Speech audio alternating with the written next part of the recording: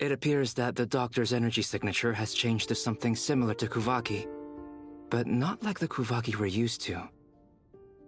Nodcry's Kuvaki devices will only have a limited effect on it. I can see why you've chosen to place your hopes in alchemy instead.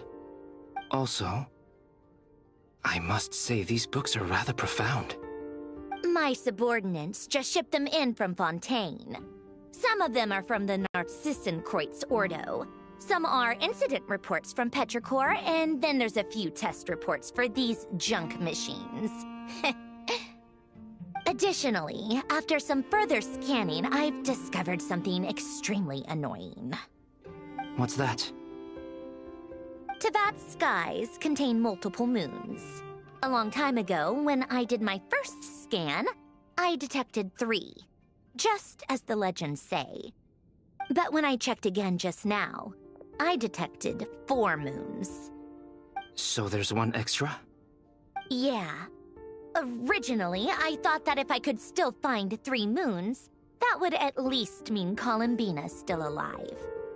But then it occurred to me that apart from the frost moon, Teyvat's moons are just husks.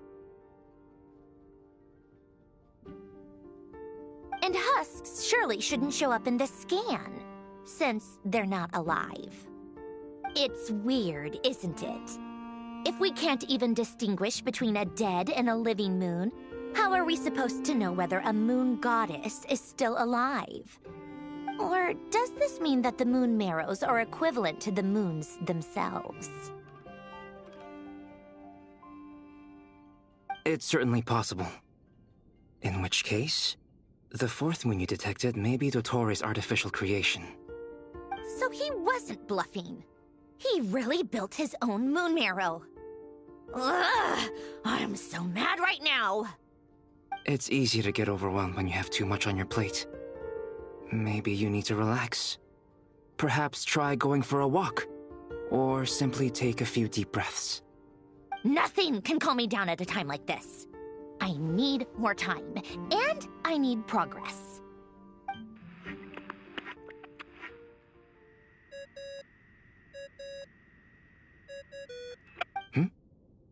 It's Mr. Flynn's. I really hate that ringing tone. Ugh. First the 4 orthants of the Narcissenkreuz, then moon marrows. Now what? Oh, sorry if we're disturbing you. Might I ask what's troubling you? What do you want? We're busy. Are you still at the Curatorium of Secrets? Yeah. Look, everyone else is still out, so there's no hurry. Plus, I'm busy, so I would appreciate if you gave me some space. Even though we have crucial intel to share? Fine. I'm listening. Do you intend to share it via the Dodo communication device? Ordinarily, I would, but this is a unique situation. I think it's best that we discuss it in person. See you at the Curatorium.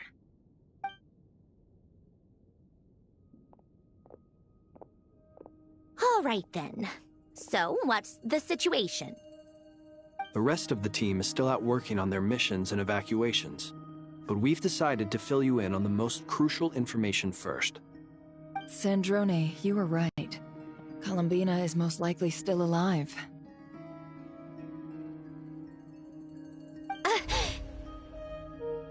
That's the best news we've received in a while, by a long way.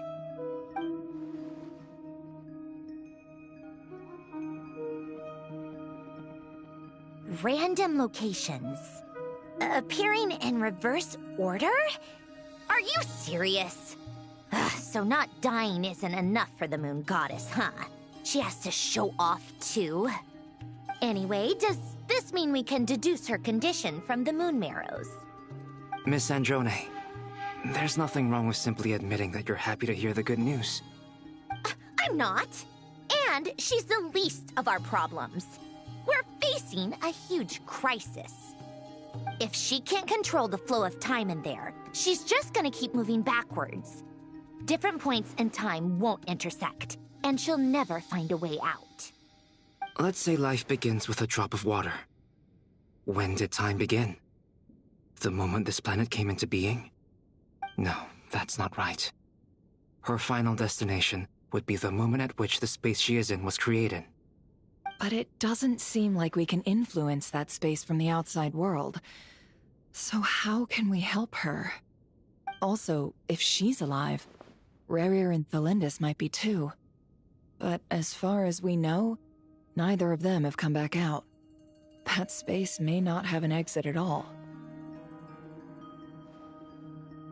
I'm afraid I must concur with Miss Nefer in this. Can't exactly argue with that. Let's leave it there for now. I've taken notes on everything you said. Will it help with your research? I doubt it's gonna help with breaking Dotori's energy fields. But who knows when it might come in handy. Better to have it all written down than try to remember everything when I need it. All right, I need to get back to my research. Mr. Albedo has made a lot of suggestions that will require my undivided attention. Sure, I'll stay here. I have things to work on.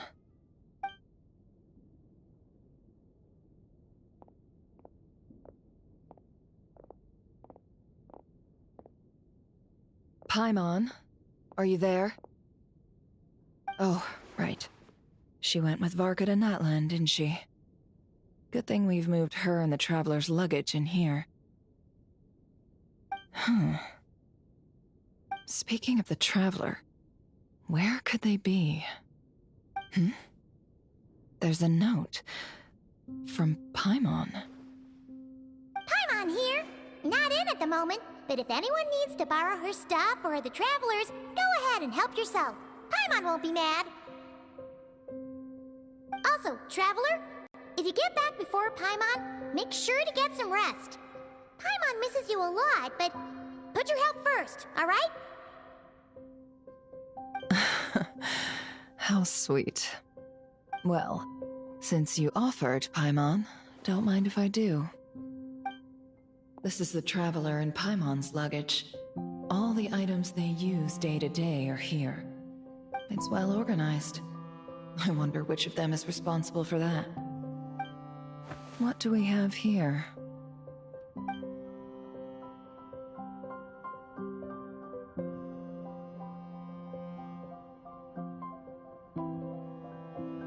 The camera captured a special moment that can only occur between people who are close to one another. You can really sense how the photographer feels about their subject. I wonder why this picture was placed outside. Is it because Paimon recently looked at it?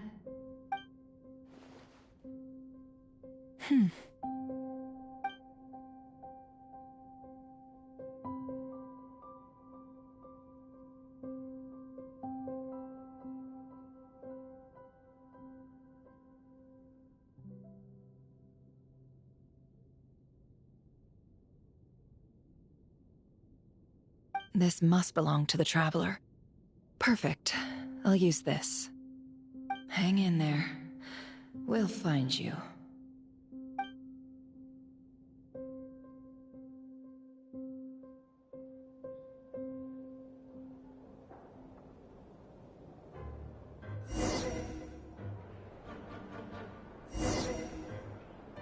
Paulownia, Search keyword world formula and bring me all relevant books.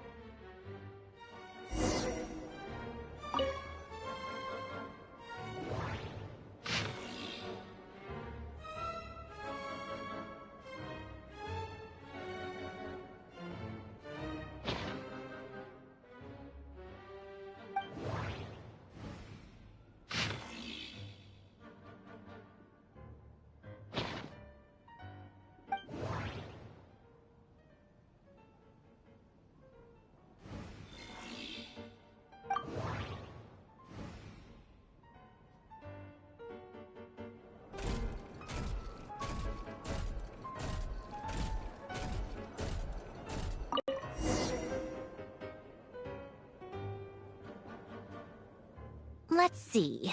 This one is on Tonki's sermon dictation concerning the apocalypse.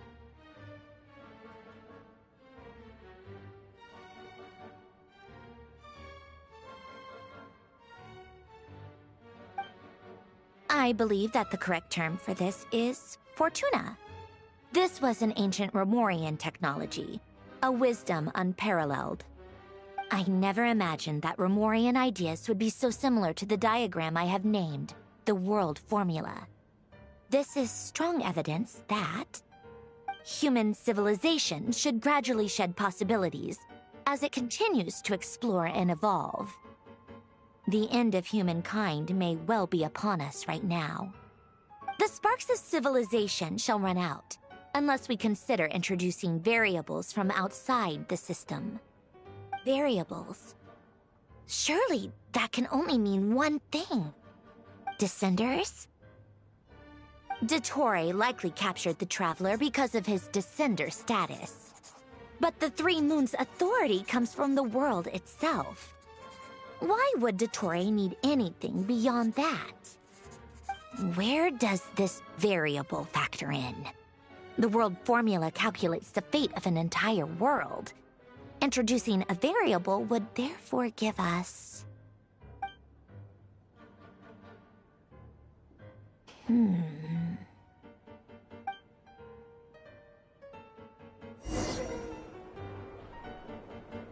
Polonia, search keyword pathway and bring me all relevant books.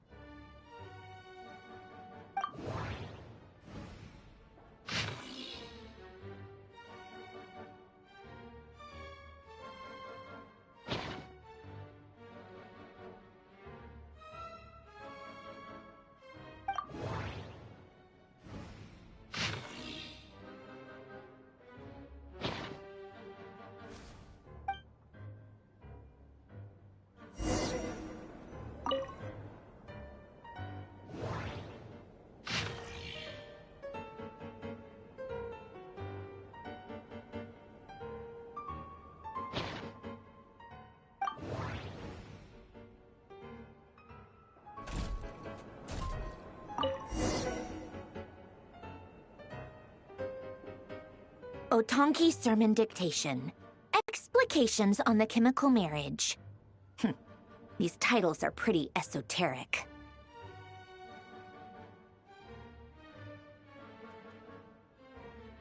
Observe and compute the pathway displayed in the guidance diagram. Deconstructing and reversing its effects could generate potential ideas. So, it's one of Renee's draft lectures. Deconstructing the pathway. I suppose that could lead to a breakthrough.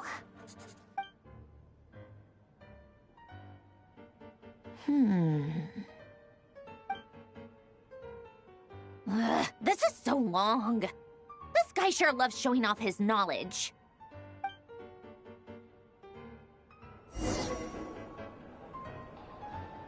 Polonia. Search keyword tree model and bring me all relevant books.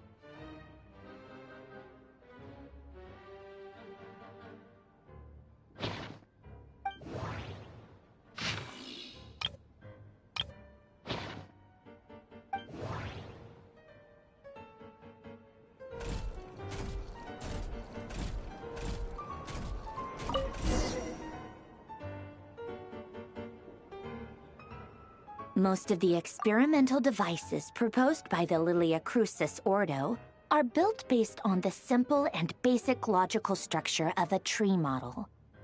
Lilia Crucis. Guess they were trying to cover up the name of the Nausitzenkois Ordo? When Duke St. Germanus departed, he said, "It seems that there's no going back." Alas, he is only a genius when it comes to machines. In all other things, he is but ordinary. Excuse me? I'm sorry. That's just ridiculous. What kind of book is this? Great Detective Herlock, the Alchemist and the Clockwork Saint? Isn't this a novel? Come on. Still, the author swears that they knew Renee well. Whatever. I guess it's not beyond the realms of possibility that Renee would say nonsense like that on occasion. Memory, wishes, souls, and persona. Frankly, this sounds more like occultism, but if Albedo vouches for it, I suppose there must be some alchemical basis to these techniques. The way Alain Guillotin saw it, the world was comprised of machines. The universe needed machines, and thus his technologies were created. That's why I was born. René, his full name was René de Petrichor, if I recall correctly. Sounds like he and the town must be intricately connected. That place was also the source of most of our information regarding Remurian civilization. Seems like some of his projects were based on their technology. The cutting of souls and storing them in vessels. These seemingly unrelated techniques underpinned René's research. Assuming that the 4 orthants correspond to alchemical categories. The chemical marriage model? Alain would have scoffed at that. He never would have let those theories or parameters anywhere near his mathematical formulas.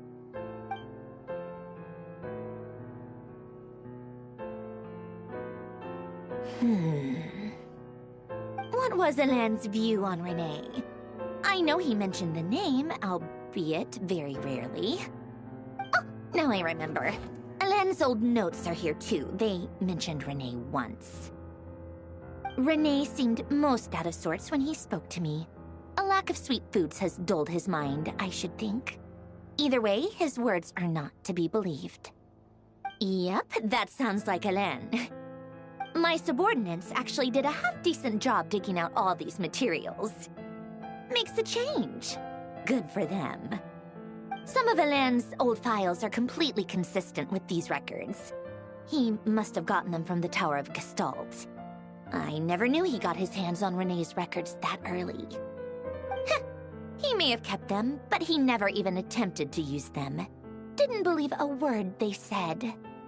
Come to think of it, Renee's world formula was filled with calculations of constants. That shows he believed that the fate of the world to be predetermined. As for Alain... it's been too long. I forget what he said. What would he have said? A guy like him, fervent believer in machines, but not headstrong enough.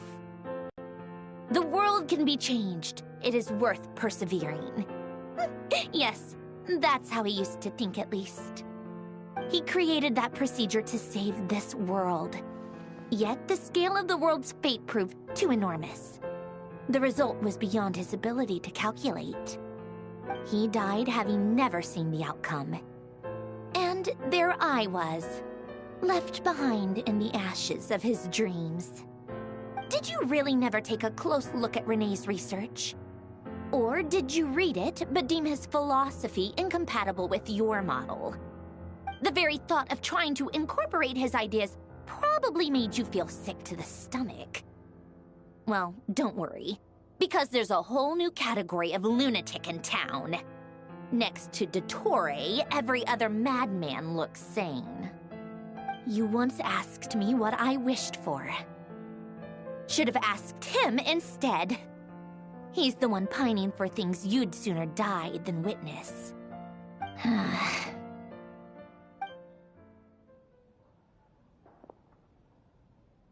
Even the tiniest variable can make big waves in the present. Now then, allow me to put these incompatible fragments together in your stead. First, establish and verify the existence of the Great Circle. Absolute nihil on one end, absolute reality on the other. Now, search between these two extremes. Then, the construction criteria. Variables. The sparks of civilization shall run out unless we consider introducing variables from outside the system. Input variables. Traverse the world, space-time, and civilization. Then extract the essential nodes from the records to determine which variables they point to. The primordial power that differentiated itself from the void. The power of light. Yes, light. Records. Hyperborea.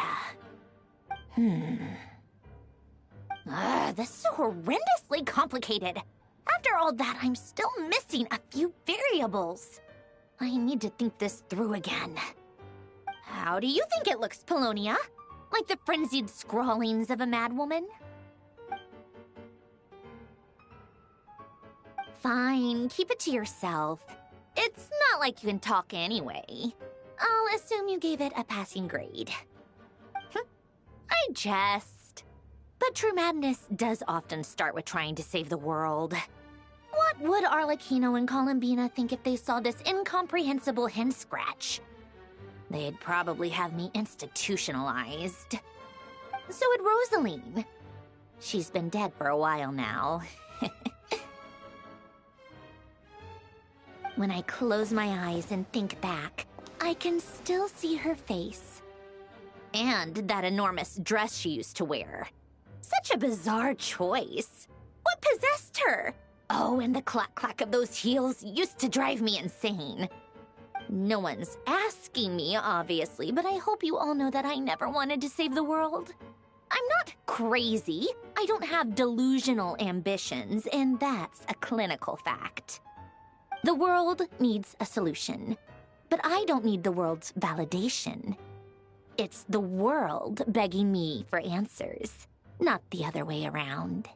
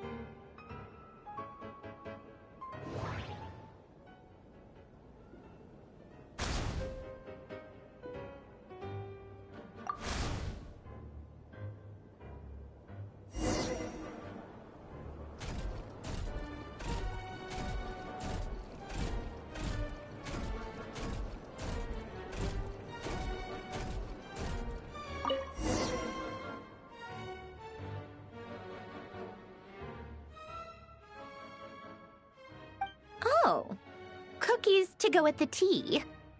Let's see. They must be from that person who brought those documents. I see they're from Hotel de Boer. Something's written on the box. We are proud to present this homage to the Fortress of Meropede's fun-filled mill collection system. Fortune cookies. Have a lucky start to your day. Sounds like a dumb gimmick to me. Be early to bed and early to rise. Get plenty of sun and drink plenty of water. Then things will surely go well for you. What? Are you kidding me? Somehow I doubt that an early night and a glass of water is magically gonna save a world on the brink of existential peril.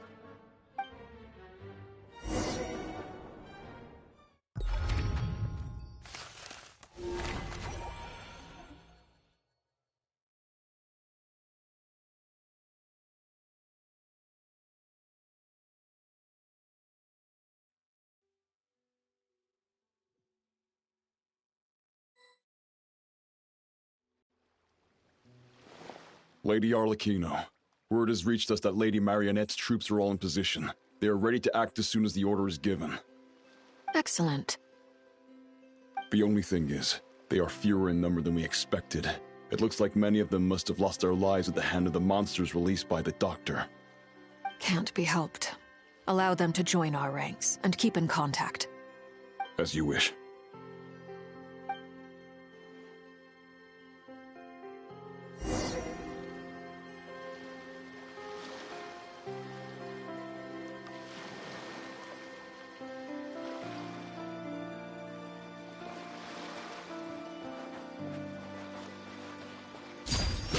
Overruled!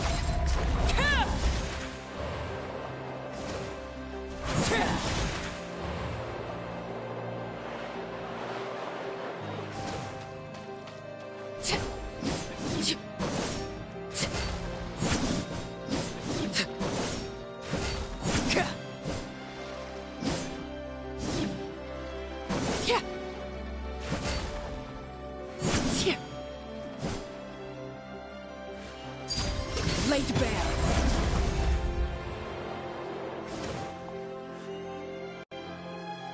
It's been a while, Arlecchino. You look well. Did Dottore really have to build his lab right on the sole path between Snezhnaya and Nodkrai? Had to go on a huge detour to stay out of its line of sight. Sounds like an arduous journey. I assume you've brought word from Her Majesty? Of course, all part of the job. Firstly, the Tsaritsa has authorized Fatui Internal Affairs to review Dottore's case. They will reach a formal verdict on whether he has turned traitor and whether he poses a threat to Snezhnaya. While they're working on that, I've been ordered to come and receive the refugees from Nodkrai. They are nearby. My team will escort you to them shortly. Great. Aside from that, Her Majesty has a message for you and Sandrone personally. Huh? Where is Sandrone?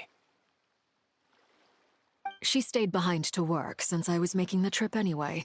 It seemed sensible to have one person on standby at base while the other came out to meet you. All right, guess that's just how she rolls. In that case, tell her that the Tsaritsa's decree this time is pretty awesome sounding. I think she'll like this one. Still, I wonder what... Wait, what's that? Did one of our troops turn into a monster? Take him out.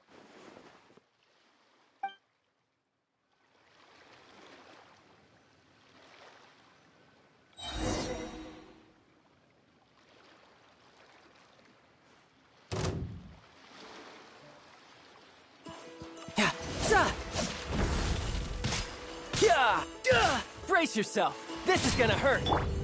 Transfixed.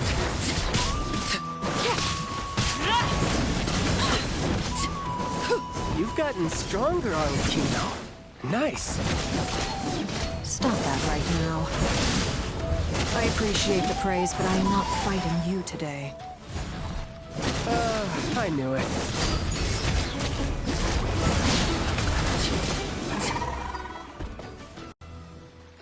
I can't believe it. He was a living, breathing human one moment, and the next...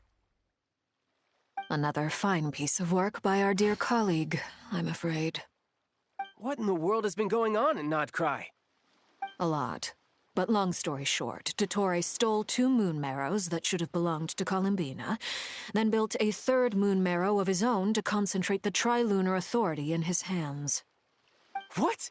What do you mean he built a moon marrow? People build roads and houses, not moon marrows. What's his next DIY project? He's gonna build a god? You could stand to be less surprised. We are harbingers. The work we are engaged in makes the creation of gods seem mundane by comparison. I tell everyone who asks that you once crossed swords with Rex Lapis while serving as a key supporter for Rosaline's plan. But right now, you're acting like a common adventurer. Thanks for speaking up for me. Those 2 really took me for a ride back then. Then again, surely no common adventurer would manage to get tangled up with them the way I did. That's gotta count in my favor, right? It almost sounds like you wish to repeat the experience. I might have to lower my opinion of you. No. I'll stop talking. Please, go on. Dottore is currently still experimenting with his newfound power in ways that continue to corrode the outside world. As for the human mutation, I believe this is simply a consequence of his experiments, and not a strategic move. That radiant beast was once a subordinate of Sandrone's. I suspect he was only allowed to live so that he could become an experimental subject. Also, those of us who fought Dottore have been afflicted with a curse. As such, I cannot leave Nodcry. This is so much worse than I thought. No wonder Her Majesty's decree is so extreme. While these exceptional circumstances persist, the Harbingers are hereby authorized to use unilateral executive powers. Should Dottore pose a threat, Arlecchino and Sandrone are permitted to eliminate him. My thanks to Her Majesty. I will pass these good tidings on to Sandrone. Her Majesty has also declared that she will refrain from launching an attack on the now evacuated Nodcry due to the presence of unretrieved research material. A wise decision. By the way, how's my old partner doing? I'm assuming they're with you? Partner? You mean the Traveler? I'm afraid I have bad news. He was captured after our failed assault in Dottore's lab. His whereabouts are currently unknown. What? Why? Since when does Dottore have a bone to pick with him? That is indeed the question. I'm not sure he does. He must have some other goal in mind. This won't do. I have to rescue him. You can't. We have no idea where the Traveler is. What am I supposed to do then? Stand here twiddling my thumbs? Sandrone is working on it.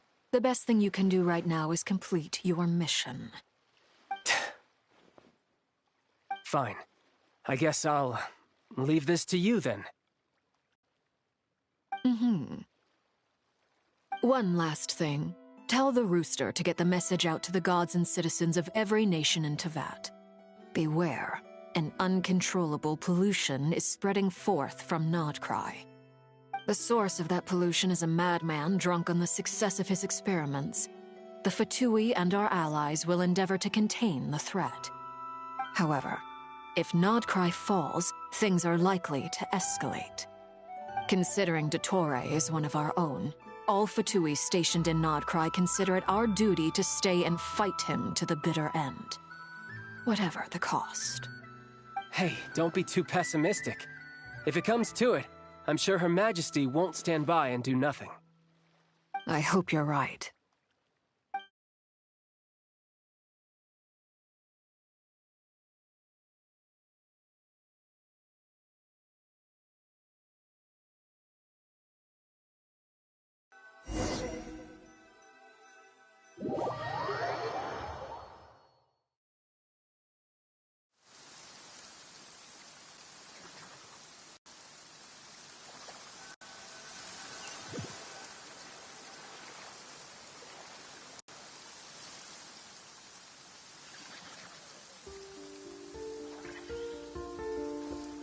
You're right on time.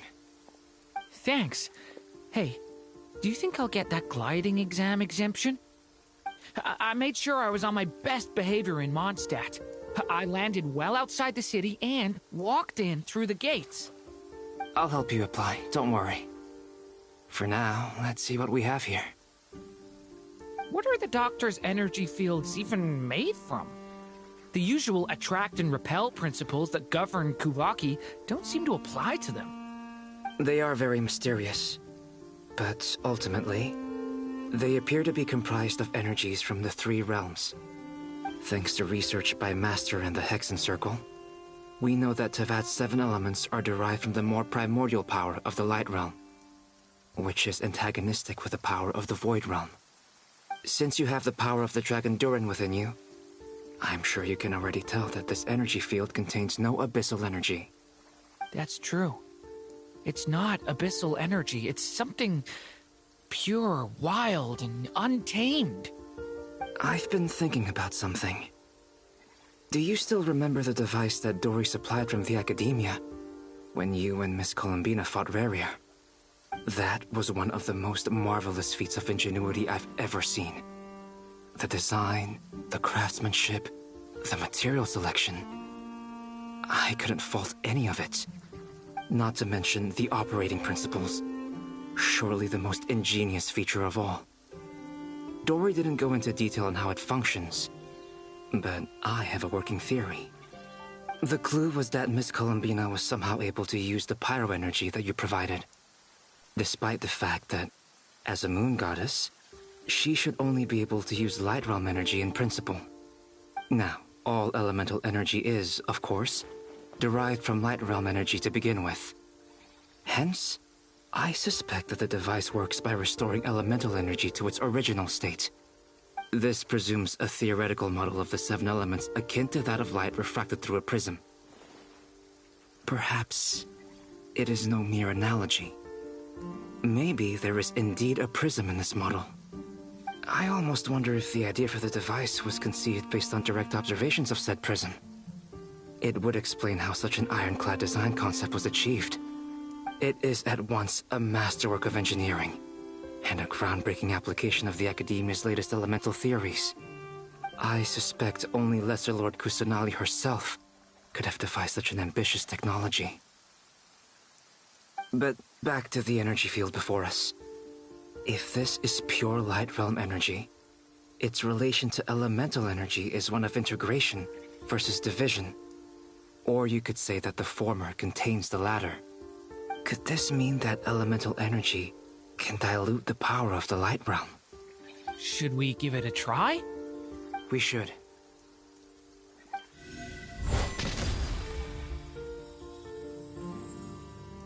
Ha! It works! Clear signs of disruption were detected at the periphery of the energy field. This indicates that elemental energy can disturb or even negate the field. Now you try. All right, here goes. It's working! Switch to abyssal energy and attack again.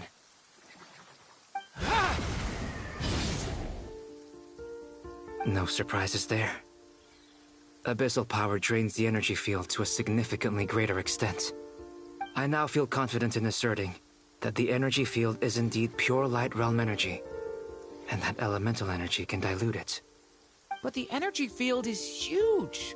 How much elemental energy will it take to neutralize it? We don't have to neutralize it completely. We can try other approaches. That's all for theory. Would you like to continue watching?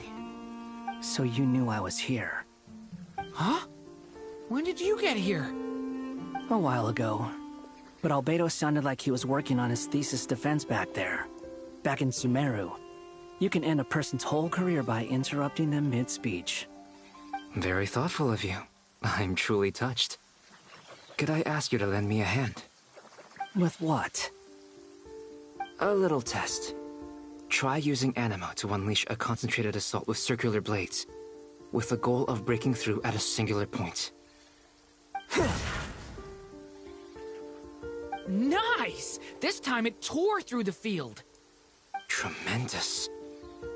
This is a major breakthrough. Should we go through? We probably shouldn't risk having mutually antagonistic energies in such close proximity. Durin, you stay here and watch the entrance. Hat Guy and I will go in to investigate. Sounds sensible to me. Keep your eyes peeled, Durin. Don't worry, I got this. You two be careful in there. Just give me the signal if you need help, and I'll dive right in. What do you mean, signal? It's based on a new alchemical concoction I developed last month. When 2 bottles of it are smashed on the ground together, they emit a blinding burst of light. If it comes to that, remember to shield your eyes with your hat. Glad I asked. Thanks for the heads up.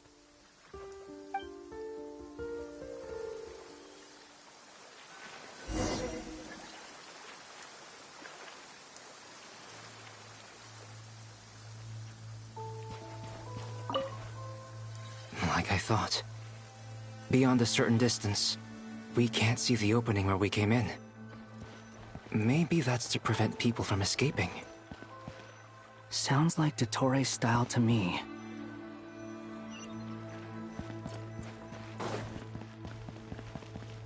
Not much has changed. Things are basically the same here as they were before the energy. They have no heartbeat and they're not breathing. We can only assume they're dead. But there are no visible wounds. Also, there's an animal squatting next to each body. It's watching us. That's not an animal's gaze. What are you trying to tell us? Doesn't seem eager to talk. I guess maybe it's just an animal after all. Let's keep looking around.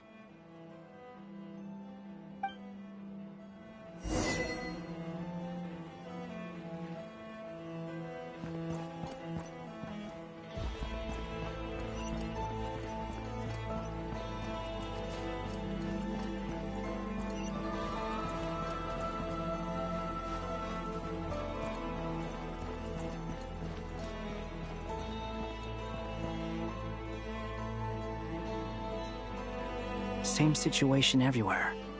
Not a living soul in sight. Just countless bodies with animals standing watch over them. Well, I think we can safely rule out the possibility that they're all pets. Is skirting around the topic your way of showing consideration for other people's feelings? Just being cautious.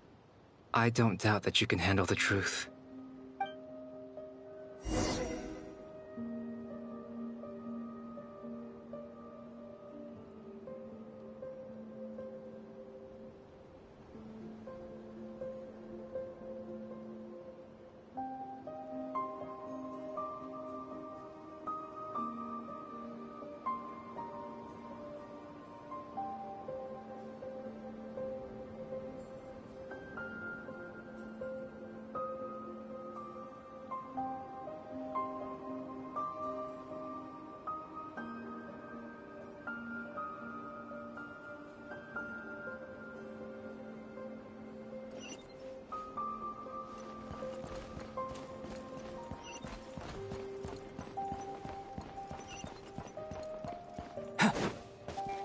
Careful.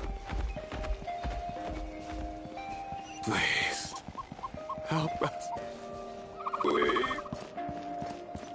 Over there, I hear a voice.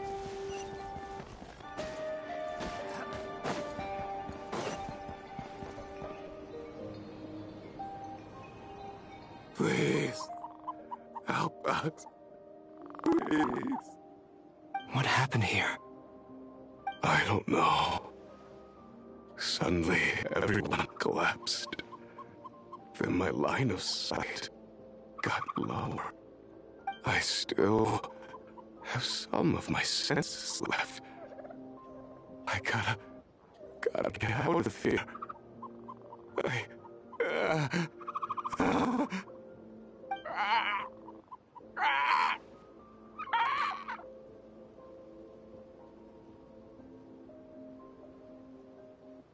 It looks like there's a huge experiment going on inside this energy field. Maybe each energy field is its own giant experiment. Vile. He's swapping human minds with those of animals. even without the other circumstances. This would be an extremely radical experiment. Those people may have lost their sense of selves, but they are not fully animals either. If they were, they would have left. But instead, their instincts are driving them to remain by their dead bodies. We should go. No sense in sticking around here longer than we need to. Agreed.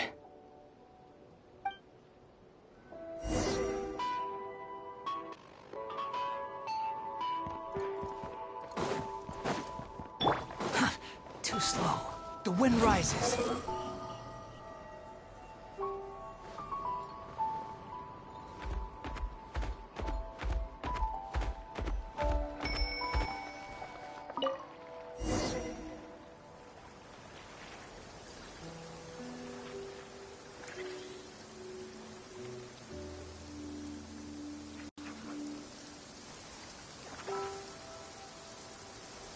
You're back! Everything okay? We saw some things that take a strong stomach. Otherwise, we're fine. We should share our findings with the others.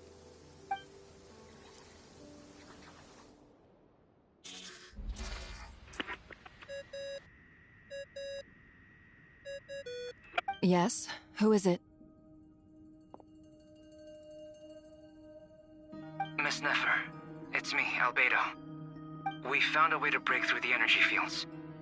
With enough control, it's possible to tear them open using elemental energy. Also, we managed to take a look inside. Dottore is carrying out his cruel experiments on an immense scale. Any residents who have failed to evacuate in time will likely meet a grisly end. Sounds like he's living down to our expectations.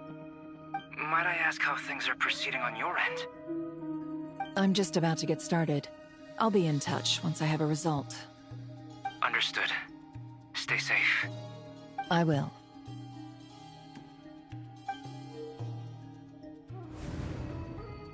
Well, Nefer, I'll link up with you once my tasks are complete. What makes you think I'd need you to do that? I'll need it. And considering the way you approach certain matters, I think you'll be better off with me present.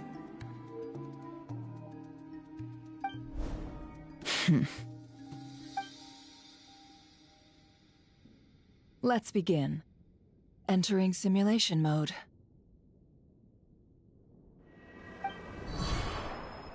A vast wasteland. Is this the Traveler's inner world? I was expecting something more vibrant, to be honest. Wait, someone's there. What are you looking at? In that case, I'll look at it with you. I want to know all about everything you've seen and experienced. Is there somewhere I should return to? Or should I stay here and be the hero everyone says I am? I don't dislike my current life. Roaming the land, fighting battles, accomplishing missions, earning a living, looking after Paimon. It's not so bad. I guess the only thing that's missing is that you're not here with me. This is the conscious layer, which contains a person's true feelings. It is filled with both longing and kindness. I suppose anyone who lives long enough ends up wishing for someone who can't be there. Maybe it's the only way we can feel truly alive. Time to delve a little deeper.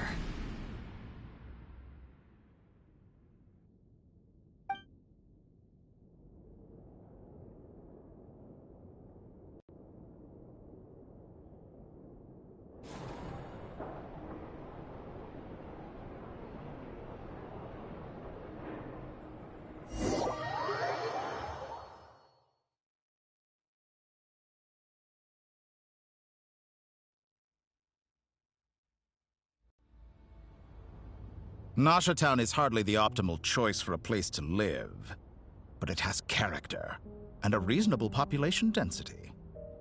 What are you trying to say? Oh, don't be nervous. I was just thinking where might make a good starting point for your journey. Perhaps I should send you further afield. Conria, perhaps. Conria ceased to exist long ago. Once again, you fail to understand the possibilities that the Tri-Lune creates. Anything that has existed in the past, I can now recreate. You simply do not wish to see that happen.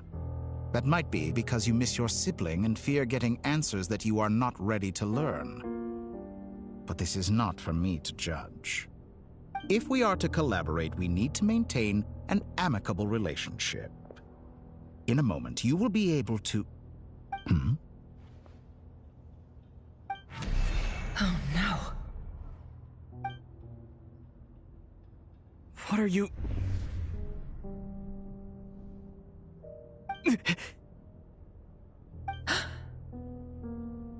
What are you gonna do? Don't move. Something unwanted has crept into... Oh? Gone as quickly as it came.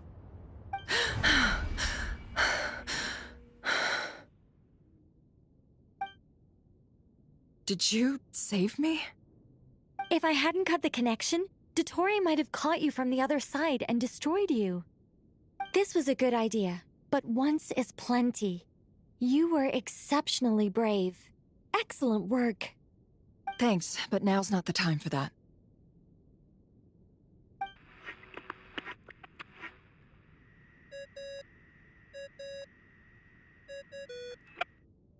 Albedo speaking. I think I know where he is. What is this endless darkness? I can't see anything, even though my eyes are wide open. But why? What happened? Ah, sorry about that. I take it you didn't notice. Just now, a friend of yours took a little peek into your mind. Could it be Nefer? How did she do it? Did she use something as a medium to connect to me? Do you think she's aware of your current circumstances?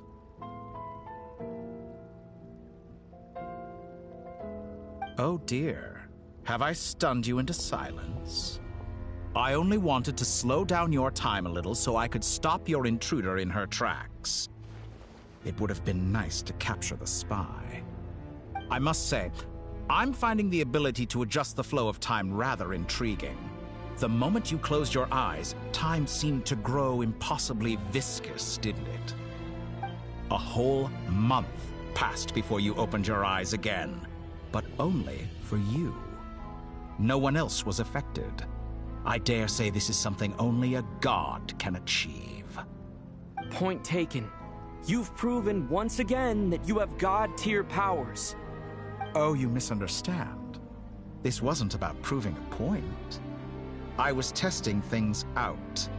I find I learn best by doing, and I have to admit, time is not the easiest dimension to control. I only wanted to make you sleep for a short while, but it ended up lasting a whole month. Clearly some finesse is required to wield the authority over time as I wish. I hope you're not angry with me. It was only a month's discrepancy, nothing too serious. Had I been off by a year, a decade, or even a century, that would have been quite a different story. You could have frozen me for millions of years. So much for collaboration. You aren't showing much sincerity. Millions of years? To what end? I wonder if you don't understand humans all that well. They are very pragmatic creatures who understand only that which they can perceive with their senses. If I had you sit here for a week, I imagine people might sympathize. But if I left you here for 100, 1,000, or 10,000 years, the sheer size of that number would cause it to lose all meaning to them. They would not have the capacity to comprehend your suffering, and thus they could not empathize. Unfortunately, while gods do exist in Tevat, it is ordinary humans that account for most of the population. Their lifespans are so limited, their bodies so fragile. Did you ever really hope that they could begin to understand someone like you? Your long life and unique origins make you fundamentally different from them. How long will it be before they start to treat you like the alien you are? Before you are ostracized, outcast? Alien? Even I feel bad for you sometimes. This world has made you into a slave. So many times you have served its will, and not once have the powers that be ever thought to grant you the one simple thing you wish for. You have been treated most unfairly. I can change that. I will grant you special privileges, and give you back the status you rightly deserve as a descender.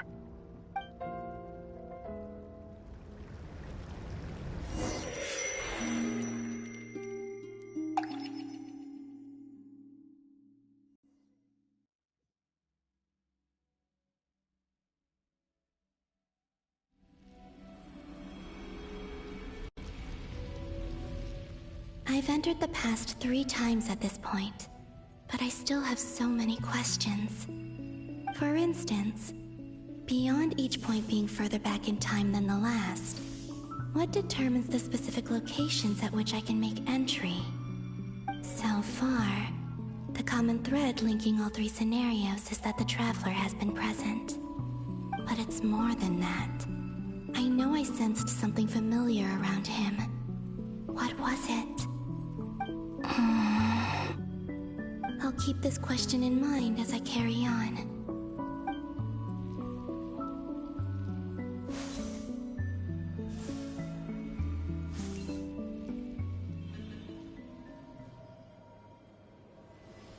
Humans, you never change. Always trying to use powers you neither comprehend nor control. This looks like Star Sand Shoal. Was this before Rerir regained his physical form?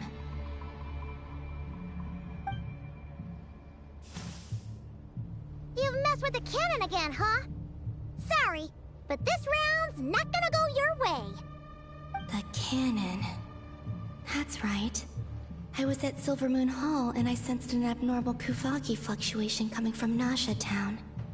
And right after that, came an ominous power emanating from Star Sand Shoal. My body was once torn into countless pieces and hurled into the swirling chaos of time itself. But even so, my life and will were not extinguished. I wonder if I could try to prevent his resurrection. But how would I do it? What can I do, here and now? Traveler! Behind you! Look at that light!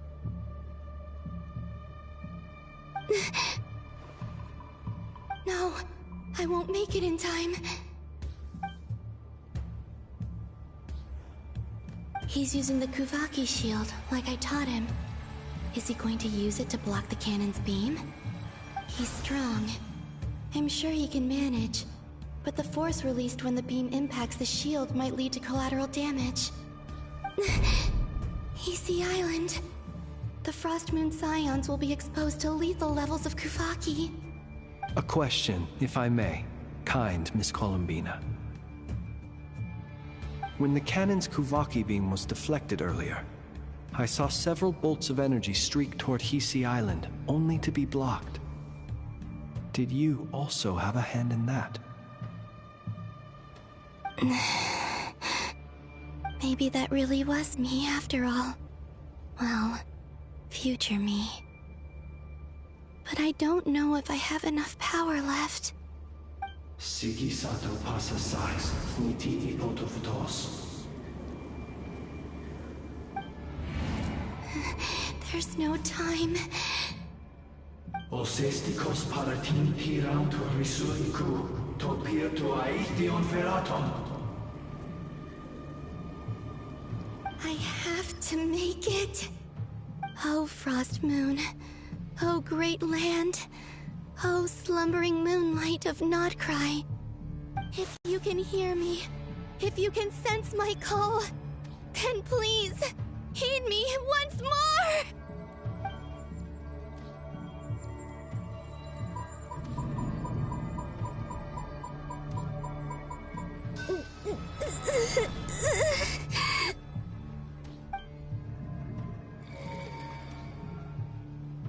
Did it work?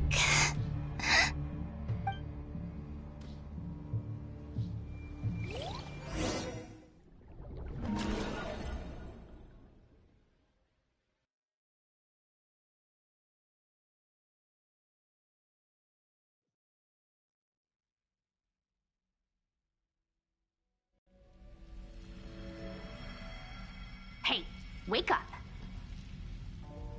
Hey, did you hear me? Columbina, I said wake up, now! Oh, good morning, Sandrone. It's 3 in the afternoon, actually. And could you kindly not use my quarters as your personal nap room next time? But I feel so safe here. And your coffee, right? It's so bitter, but it smells lovely. It's like you were raised by wolves in a forest or something. What did you drink growing up? Grass tea? The Frost Moon Scions certainly led a more frugal existence than the Fatui. Then I'll bet you've never eaten one of these before. It smells delicious. That's because it's a Fontanian recipe. I had a little free time today, so I made a batch. Rosaline will be here shortly, but if you really can't wait, I guess you can go ahead and... Hey, at least let me finish before you start eating! Did the Frost Moon Scions not teach you basic table manners? Or did the rules not apply to you because you're the high and mighty moon goddess? These are so tasty. Of course they are. I made them. I was worried they might contain traces of machine oil. What?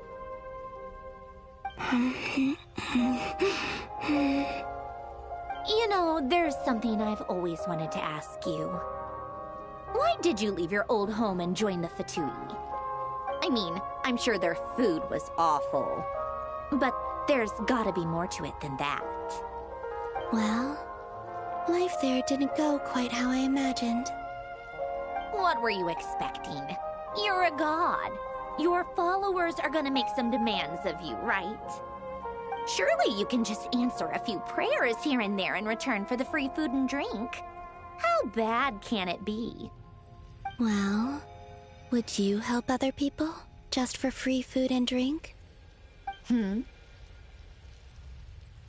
doctor told me that you were created by a great mechanic, Lord something Fisher. The Lord Artificer. Ugh, some people can't keep their mouths shut. Oh, Lord Artificer. And didn't he have something to do with the, narcissist? Narcissenkreuz Ordo. Yes, that was it. Narcissenkreuz Ordo. So, would you try to fulfill their wishes? You must be joking. I wouldn't go even if they paid me. I don't even know them. Exactly. Well, I felt the same way. I did not know the people who made demands of me. What do you know? We're on the same page for once. In his later years, Alan did ask me if there was anything I wanted to do. If I had any wishes of my own. Well, I don't. And I'm not in any mood to fulfill someone else's either. Who's Alain? He was the...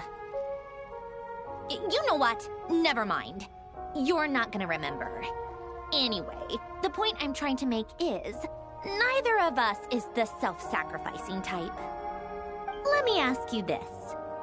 What sort of place would you like to live in, if you could choose? A place where people don't ask me for things I cannot give them. Where they don't worship me, or fear me, but just want to chat with me like a normal person. I'd also like the freedom to come and go as I please. And ideally, it would be somewhere with the smell of coffee and snacks. Not to burst your bubble, but no such place exists in the world. Now, take your snacks and scram.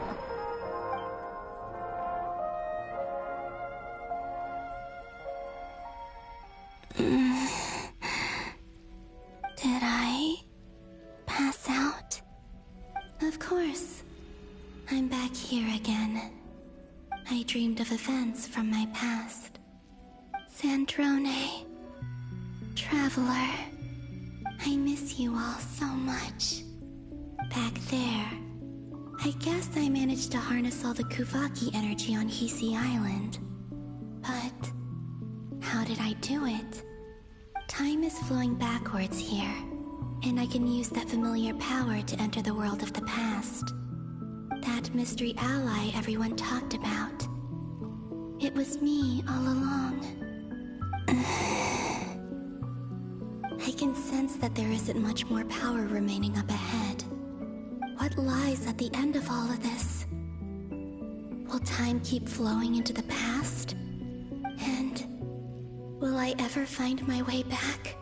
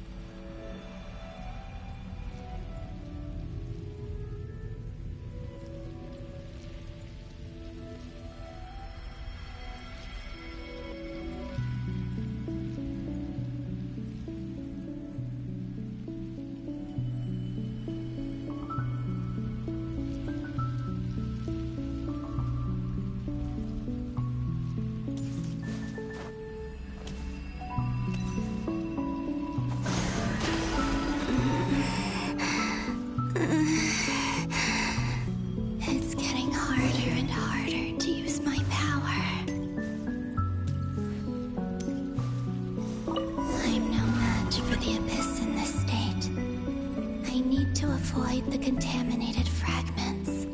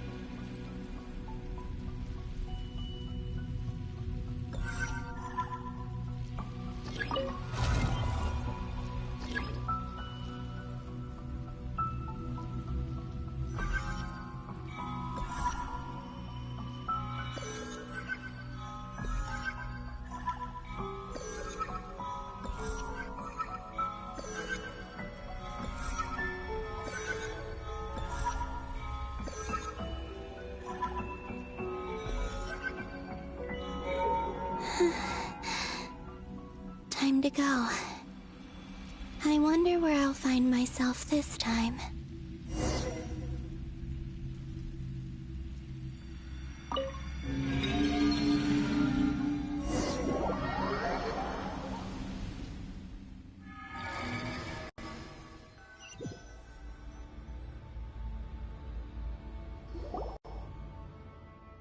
The Final Night Cemetery.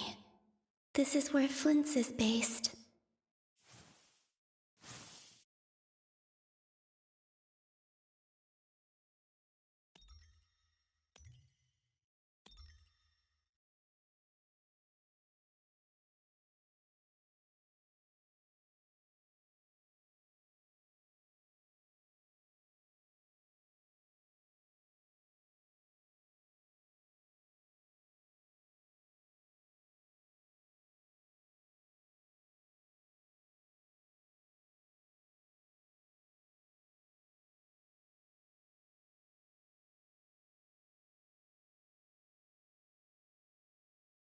Difficult, yes, but it is also our most efficient option. Seems like they're searching for information. Oh, I remember. Flint and Varka talked about some files on the Wild Hunt. Was this my doing too? To expose the true intentions of this Rereer, we need to dive into Notcry's history. Are my actions changing the past? Or are they simply completing a process? Is all of this inevitable? Or am I the one making these decisions?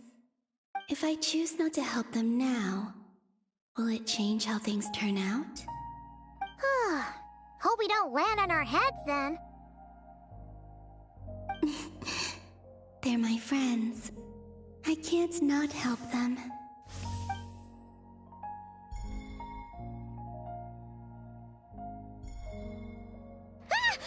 Ghost! And the other one was... here. Hey! Another file's moving!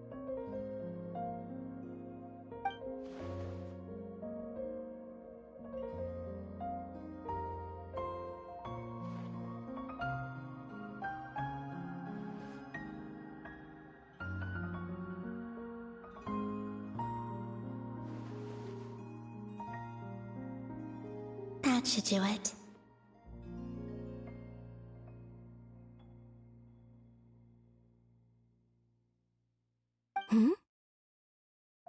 Luanatar? You can sense my presence? Wait!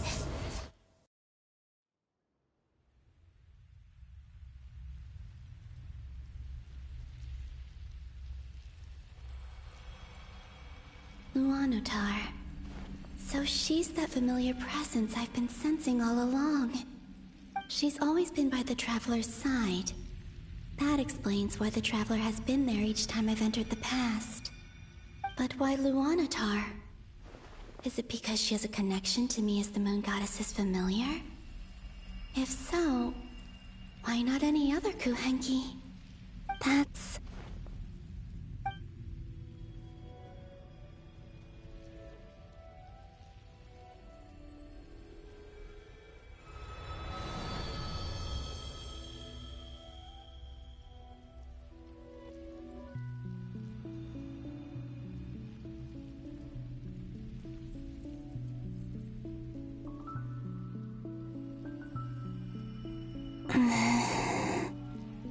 I cannot sense any power up ahead. Just a void, stretching out into infinity. This is likely my final chance to enter the past. It's now or never. I have to find a way back.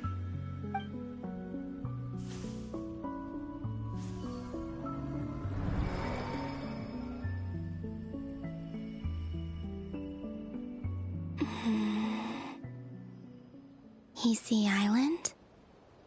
How far back in time is this? Where's Luanatar? I can't sense her presence this time.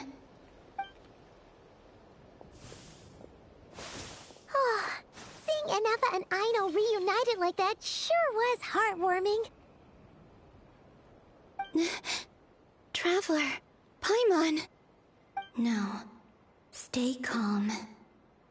I don't have much power left to change things. I don't even have that much time left here. Think, Columbina. How do I find a way back? A way back... to where? Do I go back to Moon Prayer Night? Or to the future that followed? And if I return in my current state, what will become of me then? Dotori's actions that day proved that he'd been planning that for a long time. He had already seized the power of 2 Moon Marrows before capturing me. Even if I managed to get back, how can I fight against him when he wields the Tri-Lune Authority? I can't. If I go back like this, I'll be playing right into his hands. I have to find some way of rivaling the power he has usurped. Wait. Time flowing backwards. The Tri-Lune Authority. Does that mean... I think I know what the final destination of this lunar reflection might be. I know what I must do. Speaking of homes, we must already be close to where the Frost Moon Scions live. The vibe here feels different, just like the scenery. But how do I communicate my plan to my friends? Should I write it down here? No. Someone else will see it. I need something with a close connection to me. Something I can use as a medium to tell them what's happened to me in here.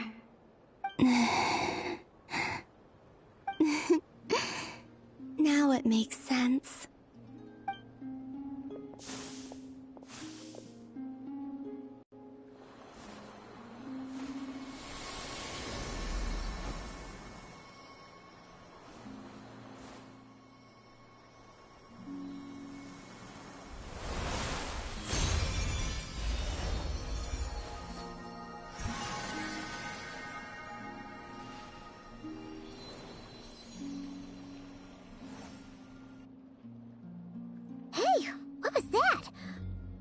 Some sort of breeze blew by, and then the petals suddenly turned into... Huh? It was I who brought Luanatar into being. I gave up a piece of my own soul to create her.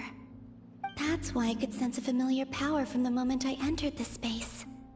It also explains why she's been present in every past location that I've entered. Because we have a deep connection. Hey there! What's your name? And the reason why there are no more gates to the past after this point is that Luanatar hadn't been born then. No wonder I sensed the trace of a blessing when we first met. But I still didn't recognize the soul hidden within you. Back then, I was just a little lost dove. I had yet to become Columbina Hyposelenia. Go on now. We've got stuff to do. Best you find someone else to hang out with.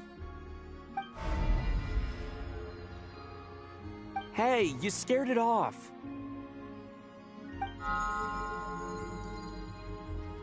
I'll be counting on you. Remember to stay by the Traveler's side, guide him, and help him in my stead. Oh, and bring him to the garden where the moon prayer blossoms grow. There's a little lost dove there who will need his help.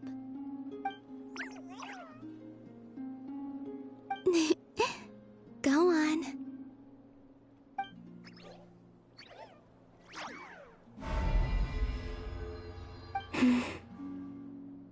You too.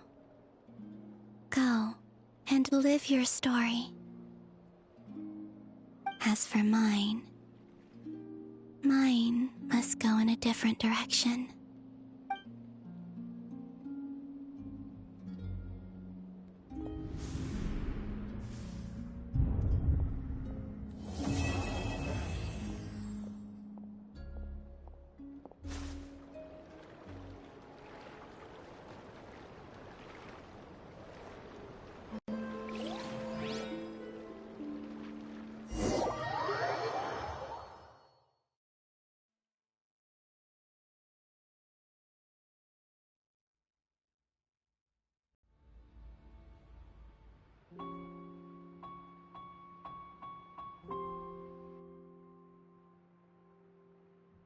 How would you like to experience the thrill of never being held accountable for your actions? You could crush people like ants without consequence, or tear off their heads or limbs as you please. Believe me, such a life is but one small step away. What point is he trying to make? Freedom? But the freedom to kill? To do evil and get away with it? Why would you offer me that? The creation of a world is the ultimate scientific experiment. I have taken my research to the highest level, where I shall be not just a god, but also a servant to many sacred spirits. I shall heed the truth and perform holy deeds.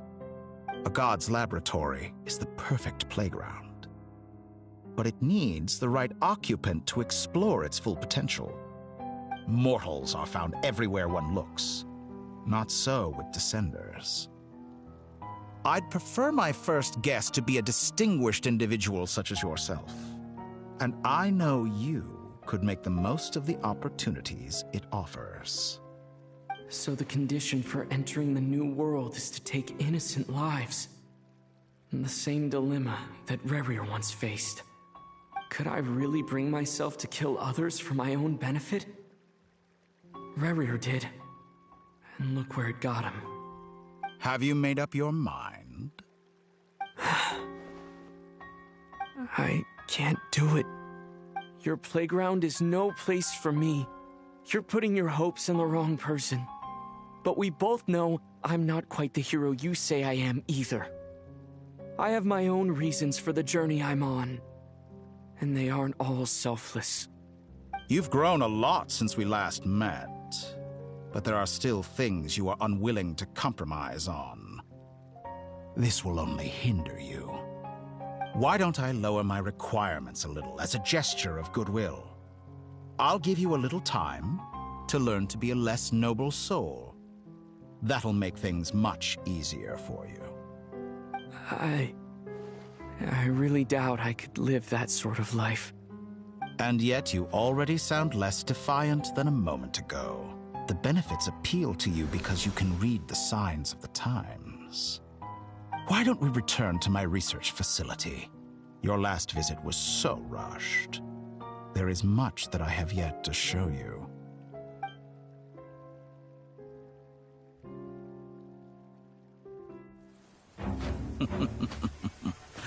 Now to that question, Heroes don't attack from behind. Guess I'm no hero. This is most disappointing.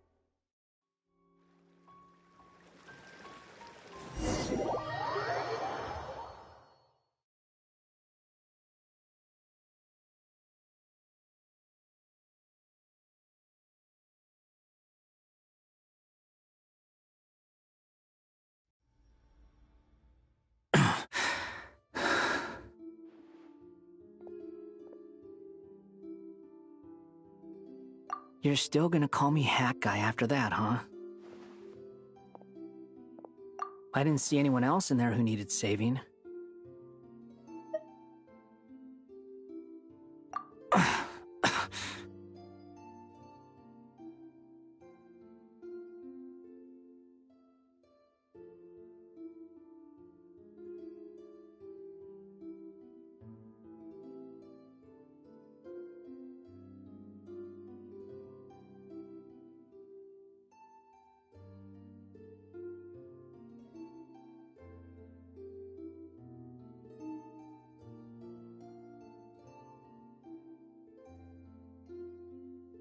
It's nothing. I'll be fine.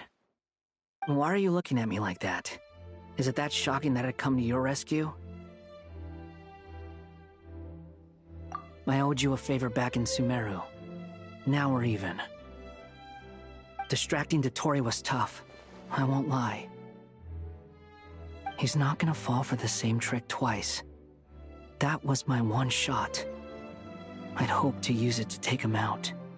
Ugh. I never wanted to obliterate someone more than I do right now.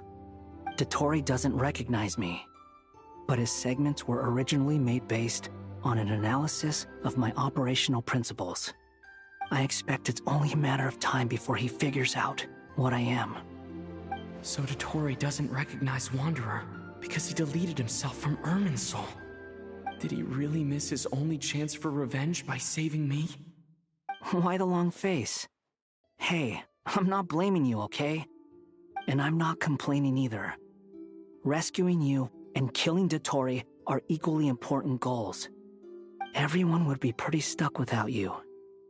It's best you live to fight another day. How are you holding up? Are you all right? Hat Guy said to put safety first, so we agreed to run as far away as we could after leaving the energy field and only meet up once it was safe. You don't look injured. It seems that Dotori didn't do anything to you. All right. Rescue operation complete. Let's head back. There's a lot more work to be done before this is over.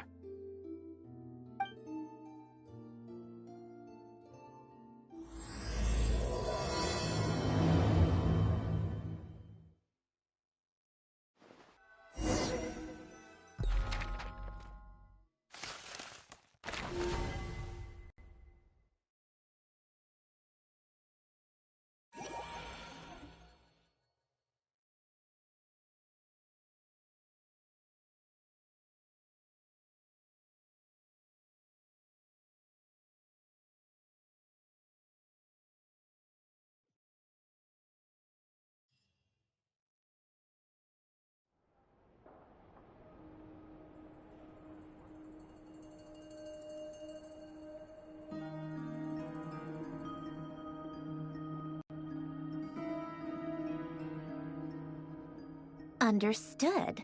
I will bear the Tsaritsa's decree in mind. I don't see what's so awesome about it, though. Does he really think everyone else is as immature as him? I'm not stooping to Tartaglia's level. I thought you might say that. How's your progress? Quite promising, actually. That alchemist Albedo gave me a few ideas. Remember how I asked you to look up some files for me? That stuff on the Nachtschitzenkreuz Institute. René de Petrichor and Jakob Ingold. Alain Guillotin despised René's theories and methods, but he never managed to come up with better alternatives either.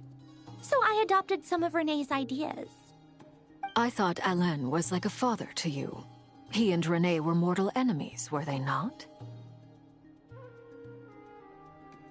And what would you say if Linny and his friends one day learned something useful from someone you utterly detested?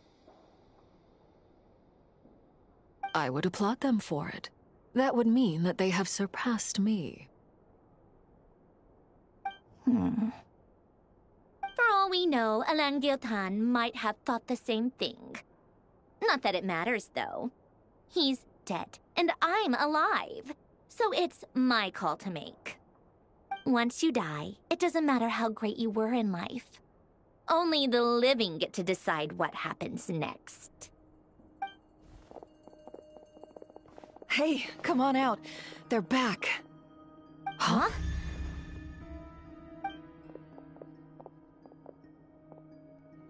You're back? And your head's still screwed on? And you still have all your limbs? What does it look like? Way to keep your composure, madam. Excuse you. I am perfectly composed. Glad you're okay. Yes, it's a huge relief. Worry? Oh, yeah, right. You think we, the Fatui, were worried about you? We were worried sick. Hey! The Traveler and I were already friends. You are free to join this mission in whatever capacity you please. Much like your tea parties. It's a laugh a minute with you guys. I must say, I was quite surprised when Mr. Albedo told me he would need no additional aid. We discussed this on our way back as well. I am rarely so unequivocal, but in this case, we had full confidence in Hat Guy. He said he knew what he was doing. Albedo and I pretty much had to just wait outside on standby. Meanwhile, Hat Guy broke into the energy field and rescued the Traveler solo. You didn't have to mention that. Well, I'm thoroughly impressed. You are a force to be reckoned with, Hat Guy. Is he back? Is he really back? Traveler! It's really you!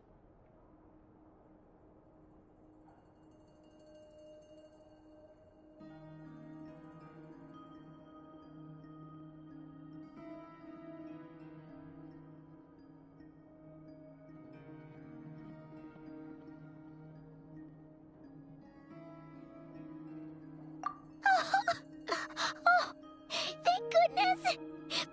Paimon missed you so much! You can finally breathe easy, Paimon. It's great to have you back in one piece! Oh, Paimon's been having nightmares the whole time you were gone! Look at them. You know, once you reach my age, there's nothing better than watching a misty-eyed reunion between friends. It's nothing. Same goes when you get to my age, too. I bet Ino and Anefa would be tearing up as well if they were here.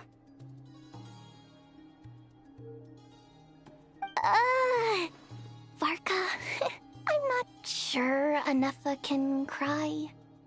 Oh, yeah, good point. Hey, your eyes are looking a little red and puffy. Come here, let's hug it out. What? Ew, no! No, thank you. You're not my dad, okay? Knock it off! Everyone, I'm sorry for all the trouble I caused you. But the silver lining is, I didn't come away from this ordeal empty-handed. While I was being held captive, I learned a lot about Dottoro's current capabilities, and what he plans to do with them. Allow me to explain.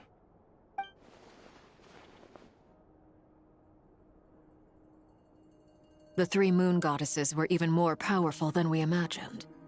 No wonder Dottore believes himself to be equal to the gods, maybe even superior. Utter blasphemy.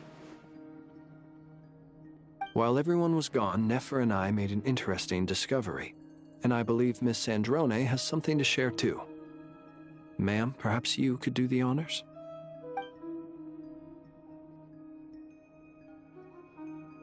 Called it. Getting rid of a pesky troublemaker like her is like trying to clean up after a crumbly cake. It always comes back to haunt you.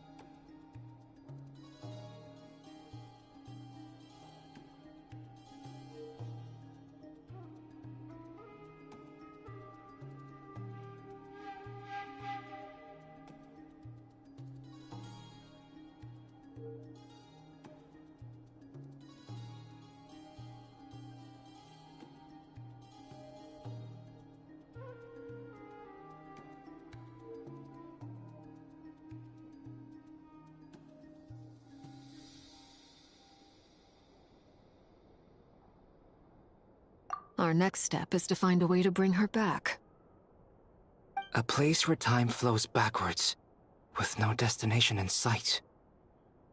Surely it must have been created for a specific purpose. But I fear the answers are buried deep in Tevat's history, held by great powers beyond our reach. It sounds like she's on a specific path through time, just traveling in the opposite direction to us. The question is, where does that path lead? Or will it keep going to infinity?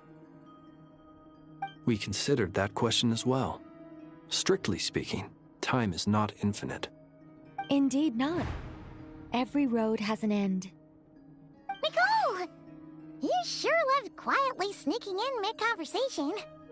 I do, in fact. It's something I've always done at our mages' tea parties. Quiet, mysterious, and persuasive. You wonder what lies at the end of her road. Well, just as the world has a beginning and an end, so too does time. And so, the end of the road is the moment that Tevat was born. But where Miss Columbina will end up along this road, that depends on where this particular river of reverse time began. What about the original moons and the moon goddesses? Do they have a beginning too? All things do. In the beginning, no moons adorned the sky. It was the Dragon King Nibelung who raised the 3 moons into the heavens, and thus were the moon goddesses born. They were shadows of the planet, born to wield Nibelung's authority and oversee the world on his behalf. They were extensions of his will, manifestations of his majesty. But then one day, they disappeared just as suddenly as they had once been brought into being. Nobody knew where they had gone.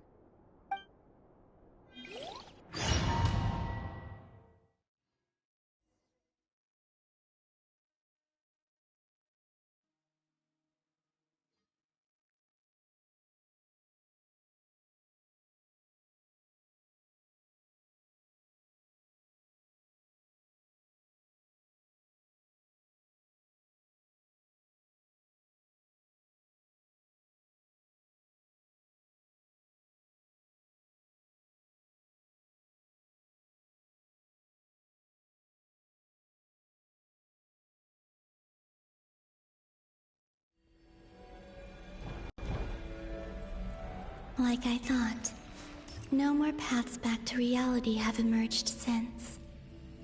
But how can I be sure that I'm going the right way without scenes from reality to keep me on track? I can't even be sure of how long I've been walking for. The further I travel, the less stable this space becomes. There are even moments where I can sense something that feels like abyssal energy. They can just materialize out of thin air. I have to keep my wits about me.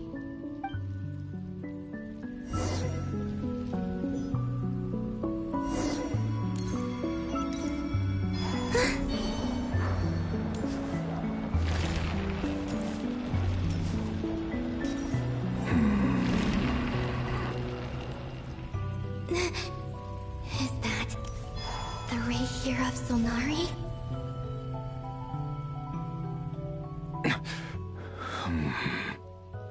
You are the moon goddess. But how? Please, there's no need. I'm not interested in fighting anymore. I find that a little difficult to believe. Yeah. Honestly, so do I. The way you used my own power against me was...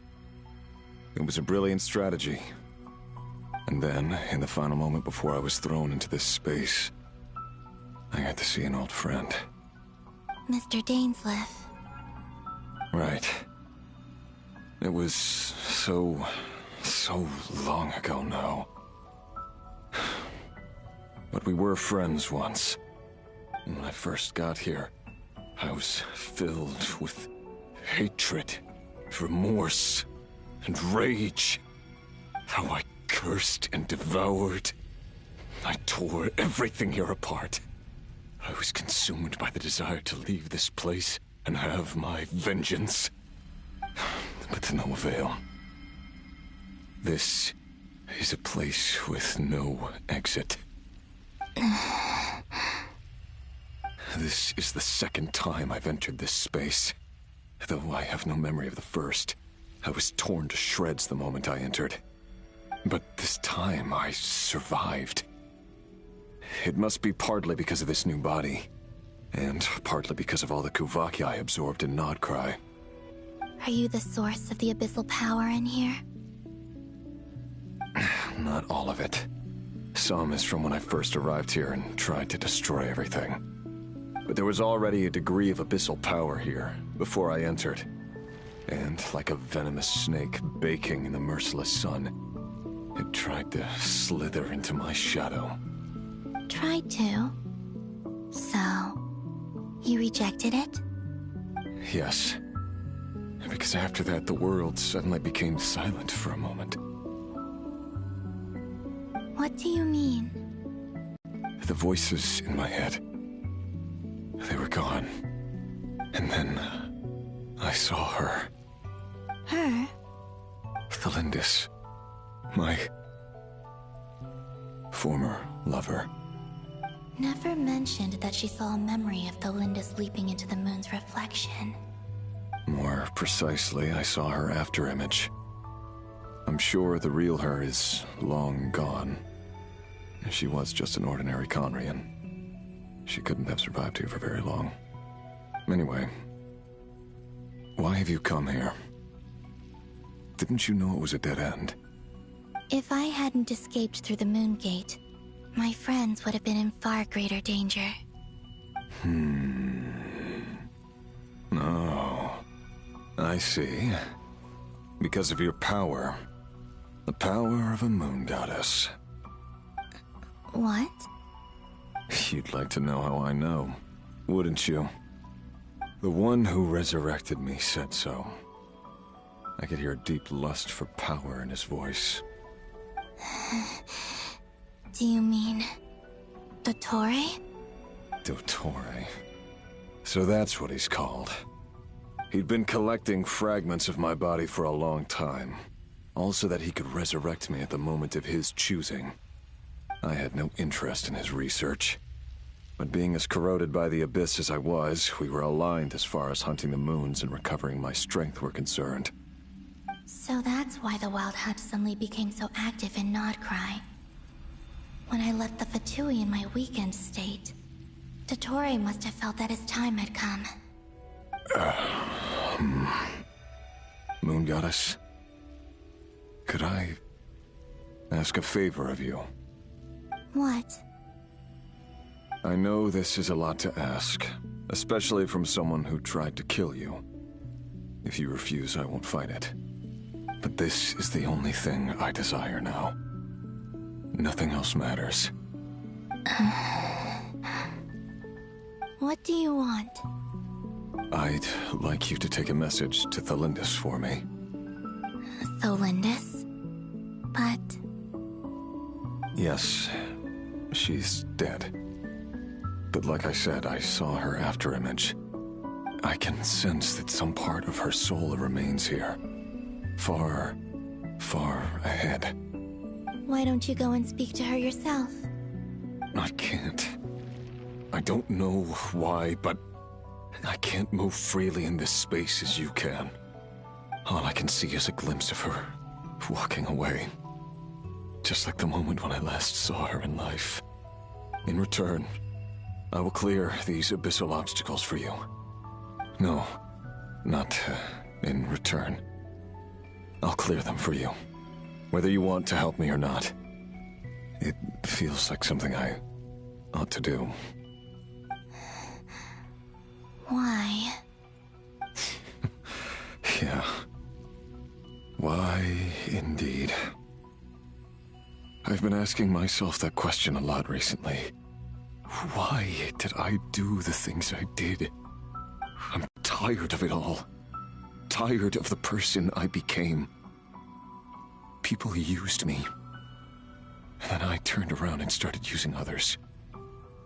I hurt a lot of people. I think I grew tired of it long ago. But I wouldn't admit it to myself. And ultimately, that's how I ended up here. What do you wish to tell her? All of it. My past. My mistakes. Everything that happened after we were separated. Is it okay if I give her the abridged version? Yeah, I'm sure there's plenty you can skip over. Just tell her the important parts. Whatever you think that means. Like the part where you relentlessly tried to kill us? It's up to you. Love demands honesty. But my relationship with Thelindis was built on lies. We hid too much from each other. But after living my whole life in the shadows, I don't want to hide anything anymore. I will do my best.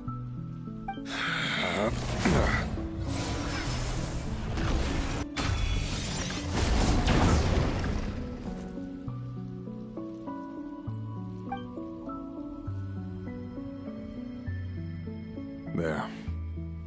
The Abyss will no longer stand in your way. Even though Mr. Dainsliff felt he had to fight you, I think he still regarded you as a friend. Dane? He said that you betrayed him, but he also felt great remorse at never having understood what you were truly going through.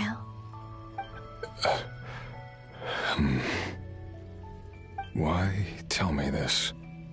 Because if he'd known that someone could take a message to you, I believe that's what he would have said. Thank you. It means a lot. I know this will sound strange coming from me, but don't die, Moon Goddess. I can tell that you're determined to get out of here.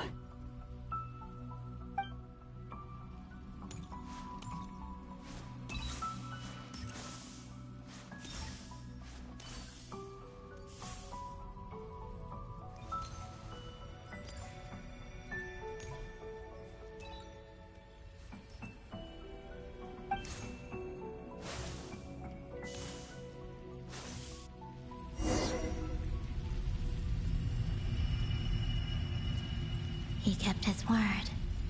The Abyss is no longer obstructing my path.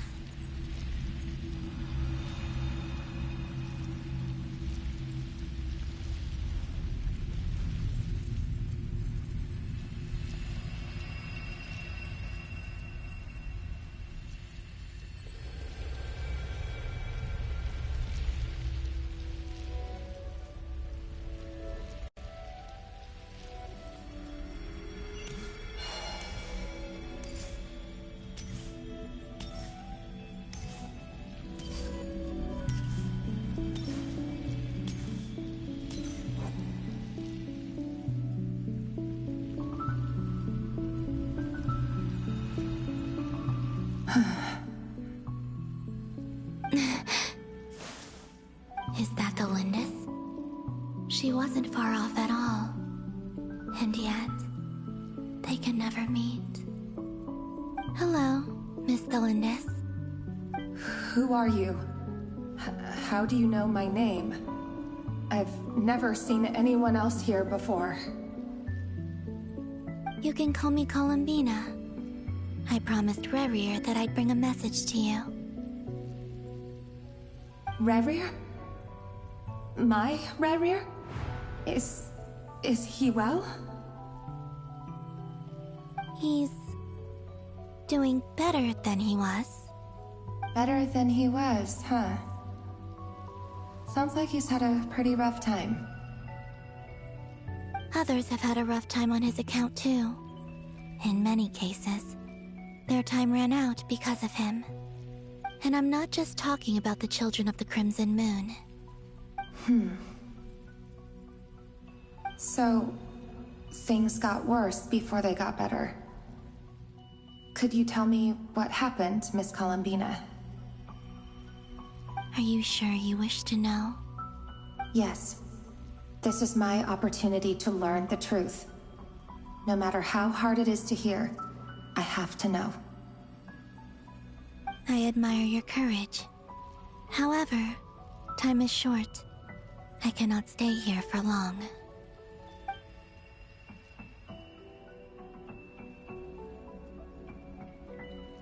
Ryrir had seeds of hatred in his heart, and many people nursed them for their own ends. On some level, everything he did was to try and find a way to see you again. But in the end, he came to regret his mistakes. He wanted to apologize for hiding his past from you.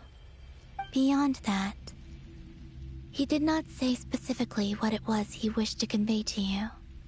But I'm sure that you've always been on his mind. You are what has kept him going over all these years.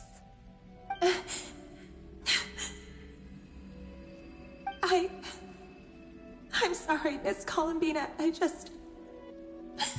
This is so upsetting. I'm not sure how to put my feelings into words. It's all right. I understand. Well, that's everything from me. So, I guess I'll be... Wait. One moment. Time flows backwards here. The road ahead only leads further and further into the past. I know. I intend to reach the end of that road. Without a moon marrow, without the 3 moons' power, you won't make it far. Wait, unless... Are you one of the moon goddesses? You could say that. I see. I often think to myself, if life is like a train ride, why haven't I reached the terminus? Where am I even going? And it's not just me, it's this whole place. Wherever it is, it seems like it's existed forever. It's such a mystery. Where is it going? I must seem so ridiculous. I can't answer these basic questions, and yet I jumped right in here without hesitating, only to be torn apart the moment I entered by powerful energy currents. Only my soul remains now. Thinking back, I was suddenly overcome with fear and terror in that moment. Perhaps I too became bewitched by the abyss. I may have been the leverage it needed to control Ryrir. I used to be a researcher at the Universitas Magistrorum in Conria, researching the iridescent moon's marrow. Eventually, I came to the conclusion that time in here flows in reverse. Ryrir was one of the Finster King's retainers. With me, he was in an impossible position. It plagued him constantly. I wanted to help him escape his lot in life. I wanted him to be happy, so I thought I'd use this place to return to the past. At the time, I thought I could just go back to the day that the Finster King first found the princess. It was only after meeting the princess that the Finster King started going too far with his research into the abyss. That was the day all of our woes began. I thought I could stop the king from ever meeting her and solve everything. I couldn't kill the Finster King himself, so I had to find another way to save Ryrir. That's why I wanted to go back, to kill the person who had brought new possibilities to our realm. I'm sure it was a futile endeavor, but the abyss probably enhances the basest human desires. So I naively hoped I could change everything. But I was simply too weak. Like a speck of dust against the whole universe. Look at me. I didn't even survive the journey here. Not physically, at least. I know I'm never getting out of here. But you're different. You can make it, and I want to help you. I owe you that much. How do you plan to help me? Have you noticed the golden energy that exists here? Based on my past research and my observations since coming here, I believe they carry you forward faster. I can share what I've learned and help you understand the pattern in which this energy appears.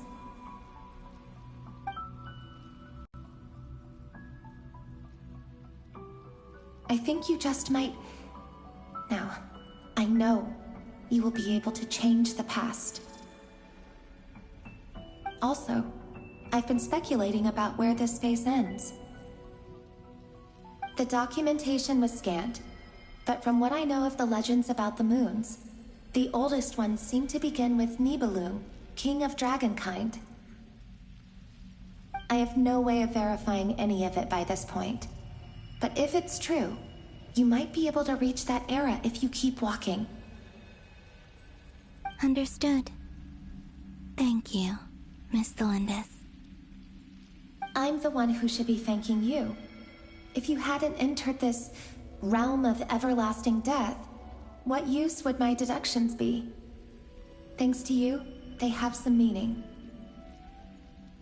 About Rayrir, I'm so sorry. For everything.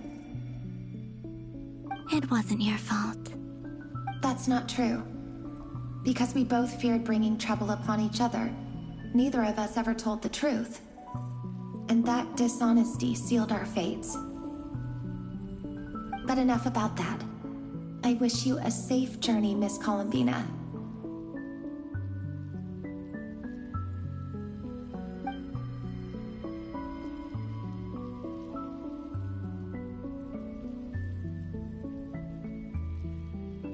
And may the outside world never have to experience pain like this again. Rayrir, you're there, aren't you? I cannot see you, because you exist in the future.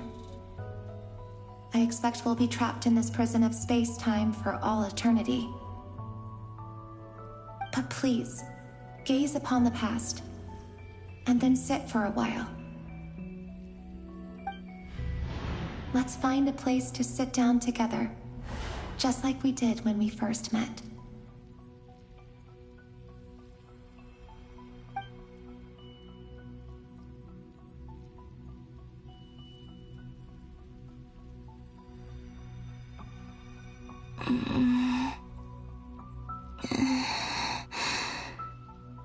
How long have I been walking? How much further till I reach the end? Is there even an end to be found? Everything's getting blurry.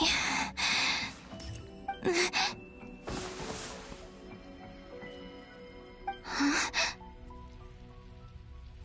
Are you all right, little sister? Have you come from the distant future?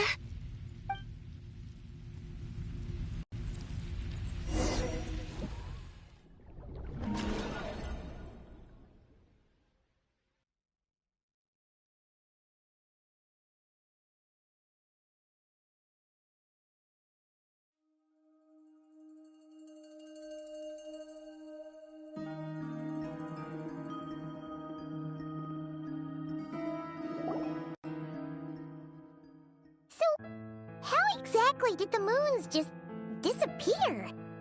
Shouldn't it be a little harder to get rid of major creations like moons? The world is a vast and ancient place. On a certain scale, all life lasts for but a fleeting moment. Miss Nicole explained that the moon goddesses likely perished in the War of Funerary Flame. The moons themselves were also destroyed at that time, save for the Frost Moon, from which a new moon goddess was later born. Am I missing something then? 'Cause the stories say that the moon goddesses were born on the moon, but doesn't Columbina say she was born in Nodcry? Huh, you're right! Why do their birthplaces differ? What's the difference between the two generations of moon goddesses? Also, remember what Sandrone said? Her scans detected 4 moons. In other words, 4 moon marrows. Technically, the result of the scan means that 4 moon marrows were detected and positively identified as moons in that moment. In other words, this piece of information alone isn't enough for us to know how Miss Columbina is doing right now. Yep. We have no way of staying up to date on whether she's dead or alive. She's on her own for now. But at least she's trying her best to get back to us. Yeah. She's a tough cookie. And a sore loser, too. We have to trust that she'll find a way. Because we really need her power. As much as it pains me to say it, we've got no chance of beating Dottore in a straight-up fight. He's much too powerful. It wouldn't even be close. That maniac is going to devour everything in his path until he reaches us. We need to find someone or something that can stop him before he does anything worse. I'll be frank. Our only hope of defeating this false god is with a real moon goddess on our side. I'm not just saying this because Columbina's a friend and I want her back safe and sound. It's just the truth. And I know that even she was no match for him when he attacked, but I don't have a better solution. We're not giving up on saving her, whether she can defeat Dottore or not. Right. Don't worry, Miss Sandrone. We're all aligned on saving Columbina. No one's trying to argue that we can only justify saving our friend because it will help save the world. This is about multitasking. We want to save both. So, she's more than just a moon goddess to you guys? Absolutely. Duh! She's part of the gang! And you are too, you know. Yes, I know. You don't need to labor the point. I knew that the moment I came running over with my documents that I was part of the in-group. I mean, if Arlecchino can fit in, I certainly can. Anyway, as for how we get Columbina back, I've been working on it constantly. But I think I'm still lacking certain information about the moon. I'd probably get there if I could continue my calculations, but the problem is, I've run out of computing power. Computing power? You mean you need more energy? No, the issue isn't energy, it's processing power. There's so much data to get through that the whole process has just ground to a halt. That's a tricky problem. René de Petrichor of the Nazissenkreuz Ordo once foretold the fate of the world. But I don't know how he did it. My guess is that he used the Primordial Sea's power. However, that won't work for me. His methodology was vastly different from my own. What's worse, they're incompatible. And, to top it all off, we can't even leave Nodcry. Ugh, this is so annoying. If I'd known we'd run into a bottleneck like this... Well, no, the design bureau's a bust as well. Curse that Dottore! Couldn't have made this harder for me if he tried. Oh, what do we do then? How about we grab a bite to eat and take a break? Maybe something will come to mind after you've cleared your head. You don't get it, do you? I'm trying to calculate the fate of an entire world here. And I need accurate results, not vague prophecies. Where the heck am I gonna find the computing power for that? Ahem. Anyway, time to shelve the discussion on technical difficulties. Being a killjoy isn't very ladylike, after all. Either way, we've done what we can. Rest well, everyone. Remember to let us know if anything new comes up. Hat guy? Is he hinting that we should talk outside? Let's go somewhere a little more private.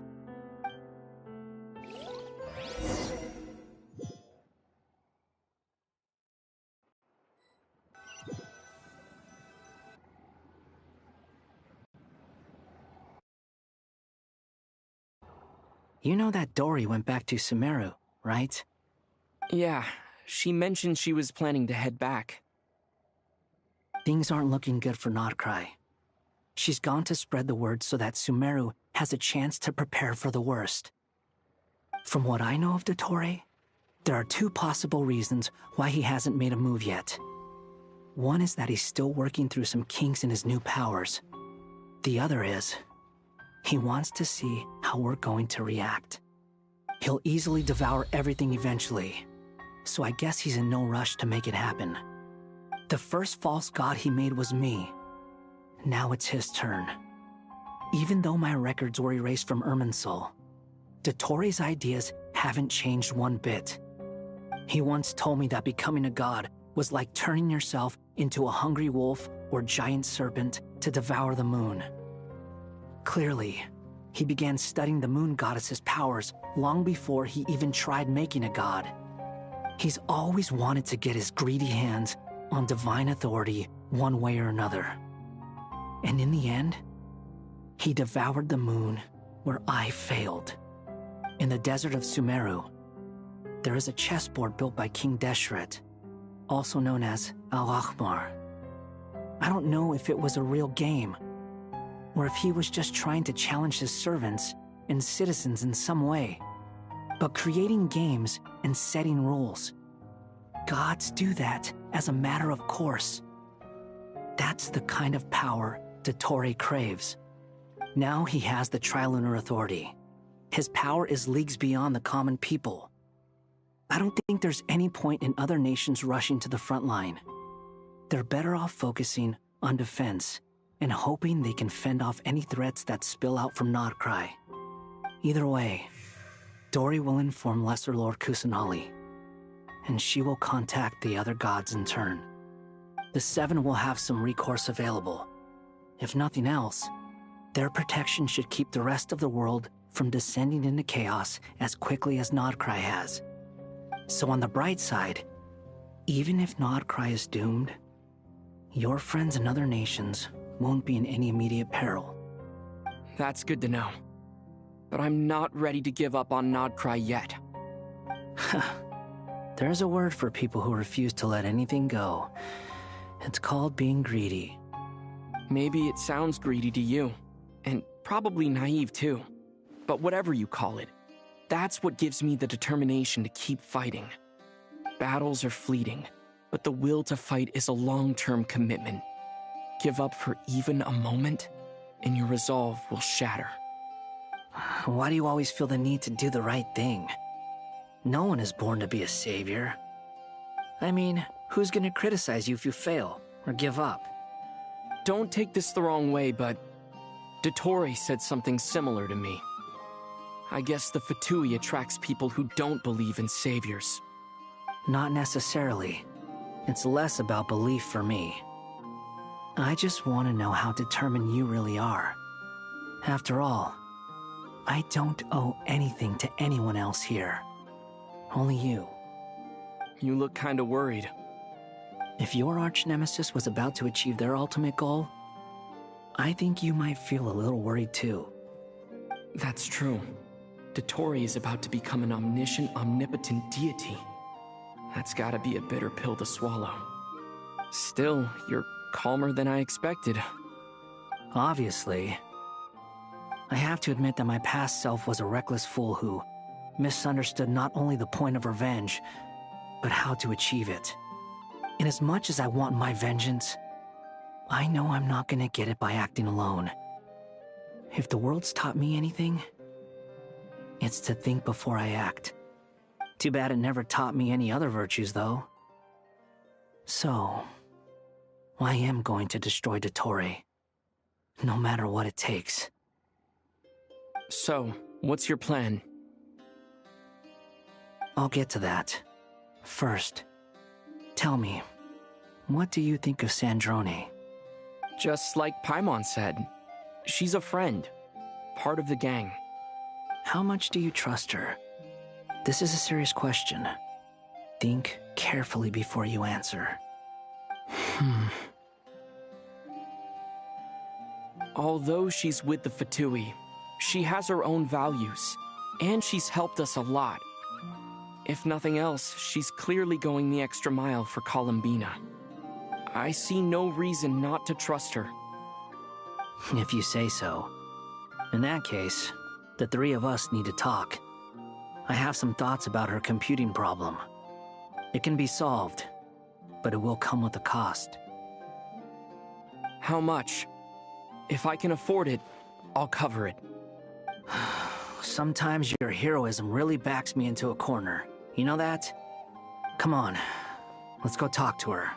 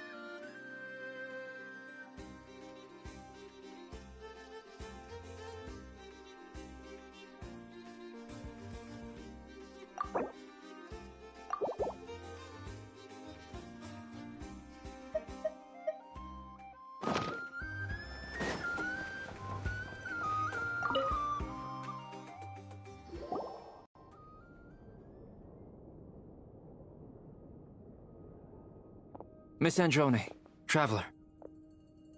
Hey there. Paimon's here too! She was just helping them sort through their things. How did your chat go? That was fast. The call only just ended. Well, you said it was urgent, so we got here as quickly as we could. Albedo, I have some alchemy questions for you. I see. Looks like my knowledge proved useful after all.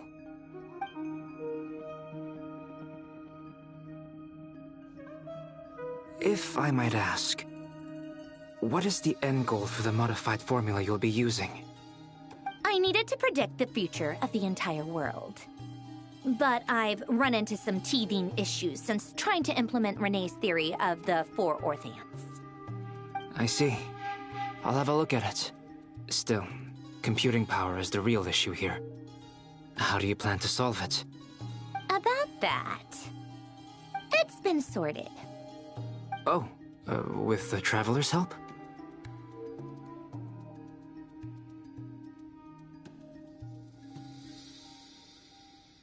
Actually, you're not wrong. He found the person with the solution. Was it Hat Guy? Yeah, it was him. Wow! Go Hat Guy! Seems like all that time studying at the Academia is paying off big time. But where is he? Wasn't he the one who asked Albedo and I to come here? Come with me.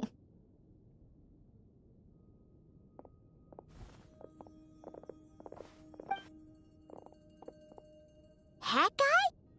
What's happened to him? Hat Guy! Can you hear us? No response. I guess he's in hibernation. Hat Guy mentioned that he was a puppet. It seems that his functions are currently shut down. I presume this has something to do with the solution to your computing problem.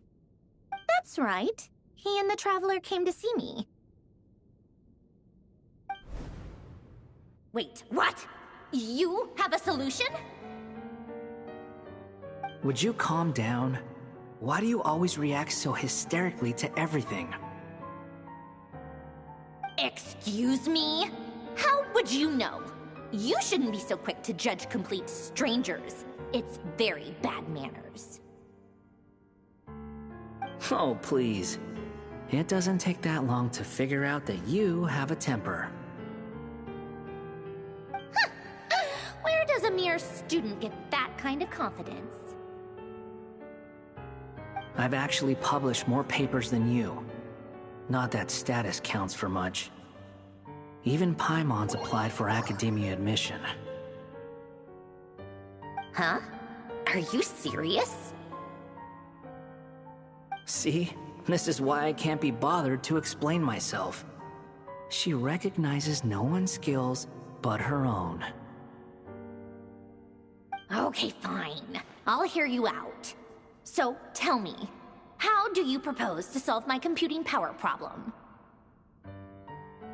This world itself is constantly processing all kinds of information. If it's the world's future you're trying to calculate, you need a processing device that's designed to cope with that volume. Easier said than done. Only Irminsul can handle that kind of... Wait, is that what you're suggesting? But surely we can't just... plug my formula directly into the ley lines. You should be able to tell that I'm not human, right? Yeah, I noticed. The technology, though, seems pretty ancient. Very different from Fontaine's. It's a completely different system. Conrian, to be precise. I'm what they would have called a puppet. Puppets need an energy source and processing power. The artisans who built them sought out the materials most suited for that purpose. You? Do you mean... The Traveler and I have talked it over. He's willing to vouch for you. So, I'll allow you to borrow my core for your calculations. It was built using wood from a silver-white tree, which makes it a small part of Irminsul. Conrian technology and Irminsul wood. Who in the world could have built you? Are you sure about this? A puppet without its core will cease functioning completely. And if it's left in that state for too long, it might not recover. You could die if you do this. You do realize that, don't you? I can put two and two together, yes. No need to rub it in. I won't lie to you. This has never been done before. I cannot guarantee your safety. Doesn't matter. I'm prepared for the worst. Did you two actually talk this through? Is he... Are we really considering this? Yes, we discussed it. The bottom line is, he trusts me, and I trust you. Let's give it a shot, shall we? Honestly, I have no clue where this kid even came from. But for whatever reason, he lent me his core to use in my formula. I'm very close to finishing my calculations now, and the core is currently in use. So I'm sorry, but I can only show you a sketch right now. This is what the core looks like. A silver-white branch. It certainly matches the legends told about Irminsul. Is Hat Guy gonna be okay? He's not gonna die, right? Right? In theory, he should be fine. As long as we put his core back in time. Beyond that, all I can say is that I'll try my best to avoid risk and make sure the core doesn't sustain any damage. I think I know why you called us here now. Someone needs to watch over his body and make sure it's protected until the process completes. Correct. He said that the only ones he trusts here are you two, and the Traveler. And the Traveler will have other work to do.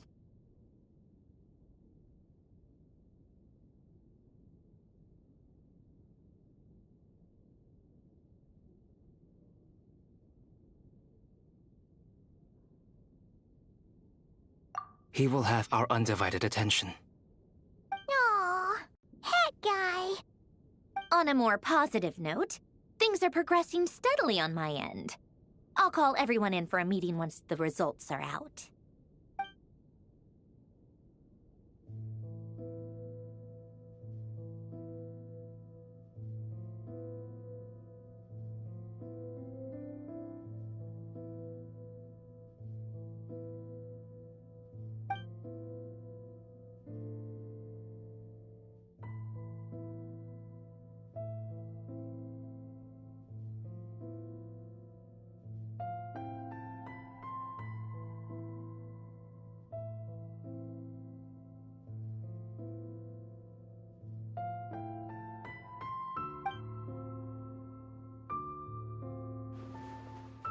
The worst case scenario with the core removal is either a system reset or a total loss of function. But I'm not afraid. A quiet death should have been my fate long ago. A core is completely different from a heart. It's like another vital organ entirely. I never believed it could be a true replacement for what I sought. But in the end, it turns out the core was more useful to me. Pretty funny when you think about it. It's like the punchline of my entire life. Do you think there's any difference between a puppet and a human? If not, then this would just be another samsara. I have already experienced both a past life and a next life. Part of me wonders whether I'm only capable of making this decision because I've become a real human. What's with that expression? Isn't this a good thing? Sandrone will succeed, won't she? She has to. She will. We all have to persevere until this is over. That's right. And I'll protect you all until a moment of victory arrives.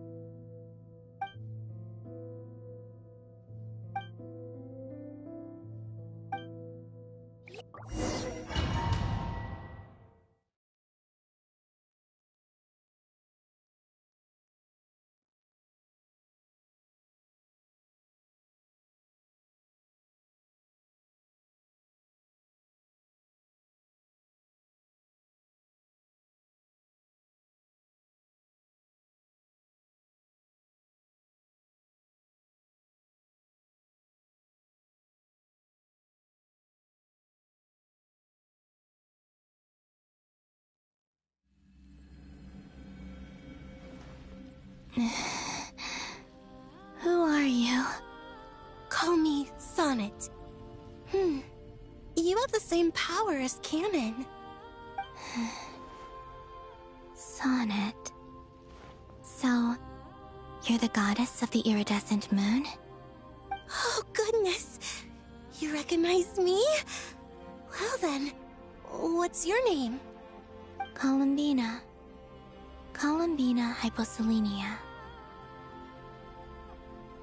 Hyposelenia? What a lovely name. Did you choose it yourself?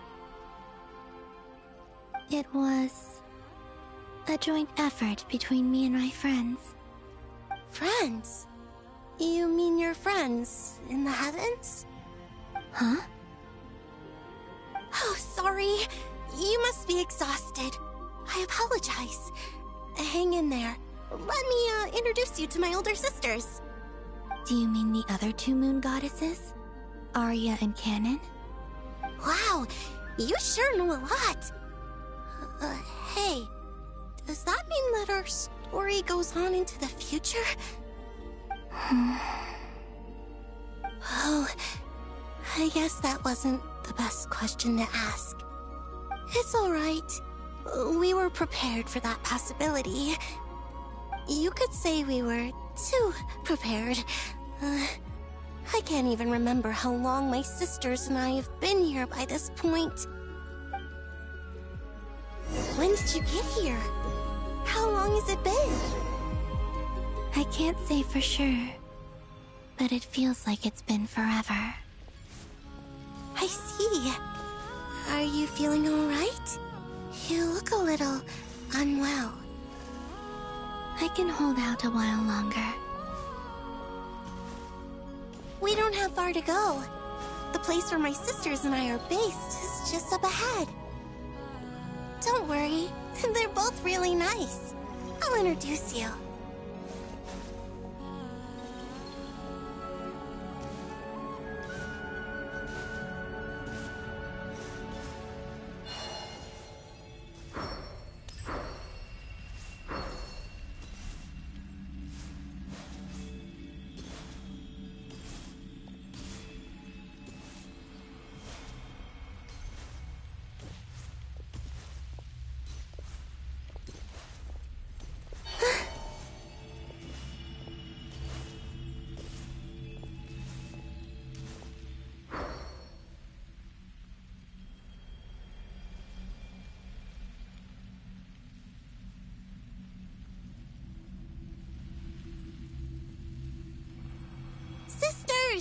I'm back! And look who I've brought with me!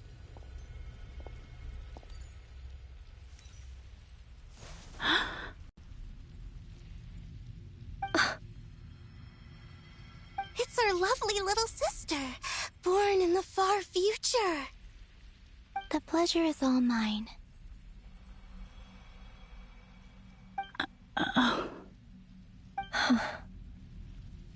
Allow me to introduce you to Columbina Hyposelenia.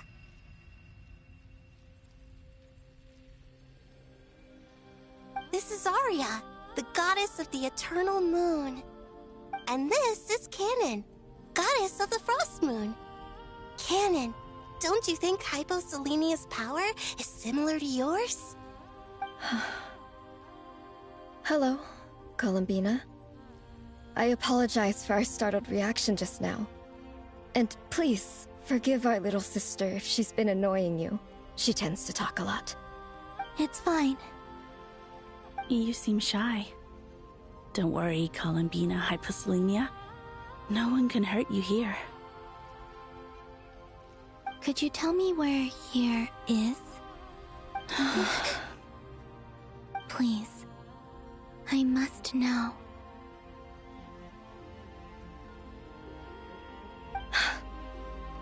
My dear sister, this is where Tevat's original ruler, the Dragon King Nibelung, imprisoned the moon goddesses. What? You're scaring her, Canon. No, I'm fine. Please, continue. Nibelung, our original master, created us in the distant past to maintain Tevat. But he left this world and traveled into the dark universe beyond, to explore worlds vaster still. Day and night, we fulfilled our duty in the heavens, until the day that the first Descender arrived. The great ruler of the firmament. The heavenly principles. Is that what later generations call them? I see. But we did not reject them at first, nor did they seem to harbor ill intent towards this world. We coexisted in peace. They were like a guest in our home. Slowly, however, we came to realize that our guest had a growing desire to change and dominate the world. And you didn't stop it? No. There was an order to the rules they set up that Nibelung never taught us. We wanted to know if this order would bode good or ill for Tevat.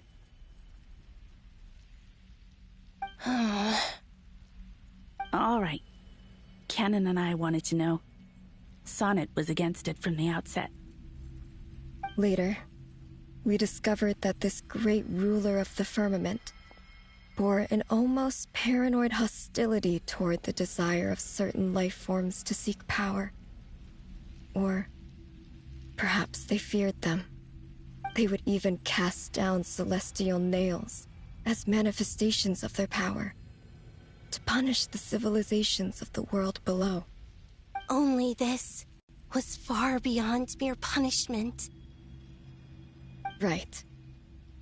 Their rules brought order, but the price people paid for merely testing the limits of those rules was far too great. I did everything in my power to help the punished escape catastrophe, but still, too many lives were lost. The ancestors of the Frost Moon Scions were some of the ones you helped. But just when we had decided to take countermeasures, the Dragon King, Nibelung, returned. And so began the War of Funerary Flame. So, that's the name the world gave that war in the future. Well, who won in the end? As far as I know, the Heavenly Principles won, although it came at a great cost. They remained in Tevat, where they continue to rule to this day. And the world's original master, the Dragon King Nibelung, was destroyed. And what of the moons? Are there still 3 moons in Tevat's skies? You can tell us the truth, Columbina. We know we are but remnants of a bygone age. We are prepared for the answer. Only the frost moon remains. But it has been cast beyond the false firmament by the heavenly principles. The eternal and iridescent moons were both shattered during the war. So death finally came for us in the end. Sonnet. But you're still here, aren't you? A moon goddess cannot live without her moon, Columbina. She's right. That's why I began to disappear. Because the frost moon is cut off by the false sky. How much worse it would have been if it were outright destroyed. Our souls may endure within this lunar palace, but if our moons are destroyed, then we shall disappear the moment we depart from it. I'm sorry. There's no need to apologize to us, dear sister. If anything, we owe the world an apology. If only we'd decided to act sooner, rather than arguing amongst ourselves. All the more reason not to spend this time in regret and repentance. Instead, we should focus our efforts on how we might help our future sister. Sorry? Don't you see, Columbina, your story is not yet over. Is that not why you are here?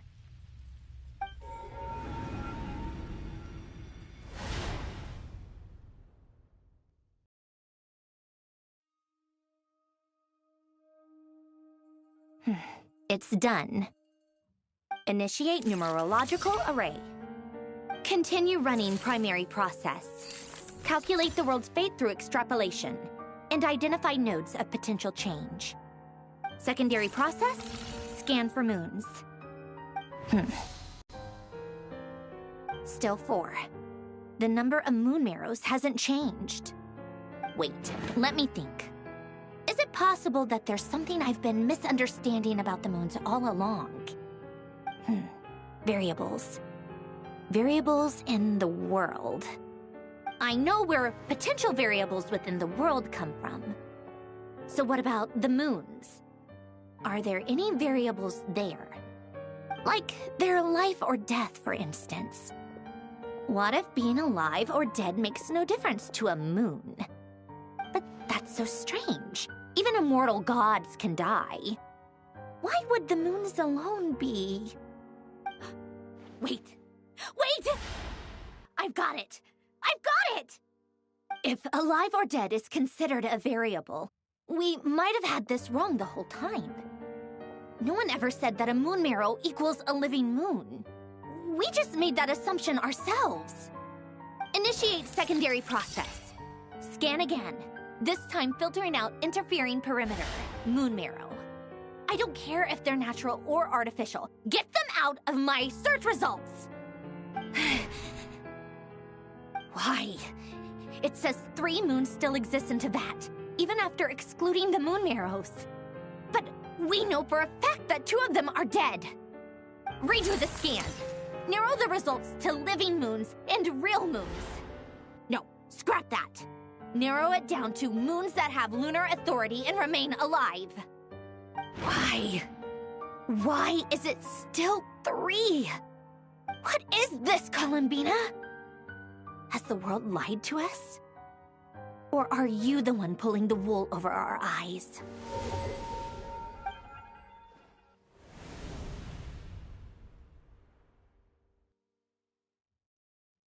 So, you think that the moon's reflection might be where Nibelung imprisoned the 3 moon sisters? Yes, it would explain a lot, such as why that space would respond to a moon goddess's power, opening the moon gate at her command. It would also explain why Miss Columbina has been unable to leave, and why time flows in reverse there. In the messages she sent, Columbina promised us she'd find a way to return, but we have no way of knowing how, when, or where this might happen. The fact that she still has yet to reappear in this world indicates that returning from that place is no easy feat. We cannot afford to simply wait for her.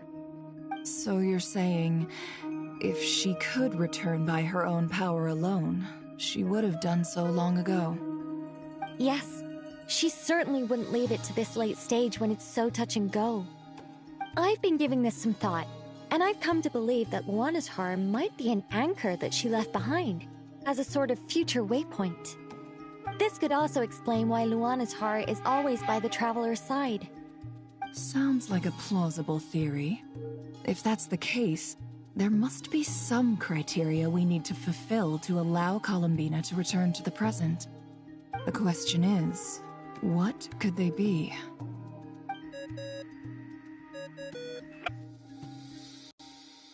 Hello? Listen up! This is extremely important!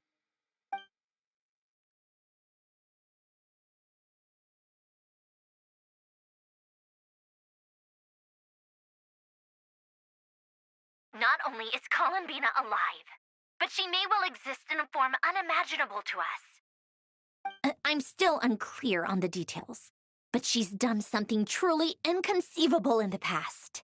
And the clue to what she's done lies in the moon and Tevat sky. Truly amazing. Oh, I'm so delighted for her. I'm sure we all feel the same. And I'm sure Columbina is ready to get back here and fight by our side. I'll keep my calculations going and try to find some way of coordinating with her.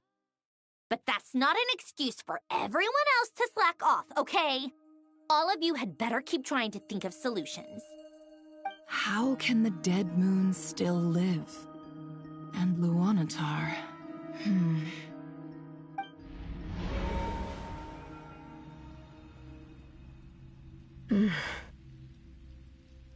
It's hard to believe that's what will happen in the distant future.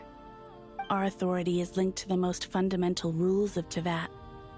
I suppose it's no wonder that many would covet that power. I didn't realize that when you said friends, you meant people who live down in Tevat. That's so lovely. I always wanted to go down there and have some fun. Have you ever tried leaving this prison? Of course. Between us, we've tried everything. But no matter where we go, this space will eventually bring us back here. It's like the center of a whirlpool. Everything ultimately converges here, at the moment when Nibelung imprisoned us. In that case, have you tried using any of those pathways that connect this space to the real world? Sorry? What are those? They're passages through which you can make small-scale changes to reality by using Kuvaki. Or am I the only one who can use those passages? Because part of my soul remains in reality. Kuvaki. What is that? You don't know? It's a unique kind of elemental energy found only in Nodcry, the land from which the moons arose. Oh. Well, it's true that the moons first rose up from the part of Tevat you say is called Nodcry. But there is no difference in the elemental energy between there and anywhere else. What? Could you show us some of this Kuvaki? Hyposelenia? Maybe if we see it, it'll make more sense. Okay.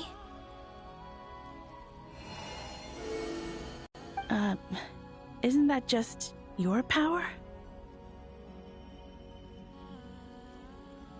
What? But it's everywhere in Nodcry. In the air, in the land. Even the creatures who live there have adapted to its influence. How curious. This Kuvaki certainly did not exist anywhere in the world before we were imprisoned. Let alone influence living creatures. So, how exactly does it affect them anyway? Can they float in the air like us? This is so strange. Why would their reality differ so much from mine? Columbina, you're looking for more than just a way out of here, aren't you? Yes. If I am to help my friends, I will need tri-lunar authority on par with that of our foe. You mean... you'll need our power? This sounds extremely risky. The Three Moons' powers are not mutually compatible. Concentrating them into one goddess will be a very painful process. And if anything goes wrong, it could tear you to pieces. I know. But I'm willing to take that risk. Even so, let's say we successfully transfer our authority to you. How will you take it outside this prison? Niblin constructed this realm specifically to prevent us from using our powers to interfere in his war. No moon goddess can leave this place alive. What if I don't leave alive?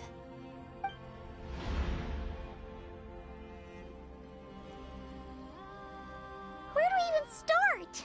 How are we supposed to figure out what we're meant to do to help Columbina?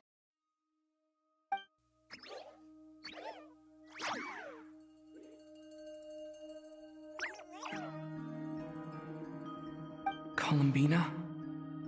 What do you need from us? If she really got to the beginning of time in there, how do you think she'd leave us a message?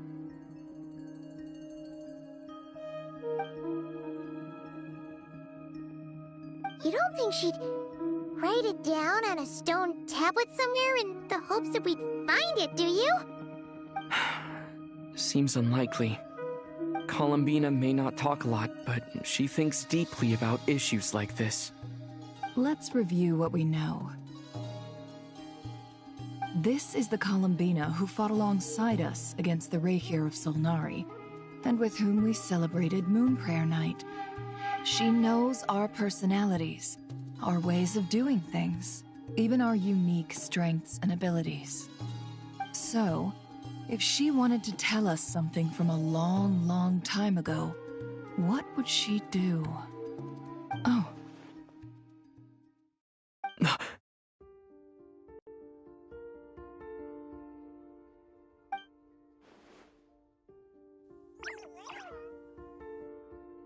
Traveler, you once said that those golden ripples also appeared when Luanatar was born.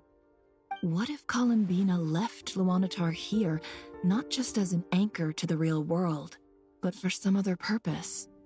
If she is part of Columbina, and Columbina knows that I can see past events through her... Oh yeah! Like when you peeked into Rare's past through his heart! Nefer, wait! If you're right about this, and you can really see past events through Luanatar, your eyes, they'll... Oh, I know. Looking at Rarir's past in Conria was already enough of a strain on my eyes. Looking this far back into the past, it'll surely blind me. But it's our only chance. This is the only way. Boss. We spoke about this once, a long time ago. Do you remember what I said, Yehoda? The day I lose my sight, the Curatorium of Secrets will be yours to run. But... What's wrong? I'd be overjoyed if I were you. This day's come a lot earlier than either of us expected. I need to know you'll honor our agreement, Yehoda. Promise me. Yes, Boss Neff. I promise. Are you sure you don't want some time to think this through? What is there to think through? I should have gone blind after our battle with Rarir. Frankly, it's almost criminal that I got away with it for this long. Then at least let me take some precautions on your behalf. And if you really do lose your sight, I'll visit your office every day and make sure you're well looked after. Oh, please, anything but that. I was actually ready to go through with this. Are you trying to scare me into backing out? As if I could ever scare you. I'll assume you're just joking to calm your nerves. All right, enough chit-chat. Let's do this.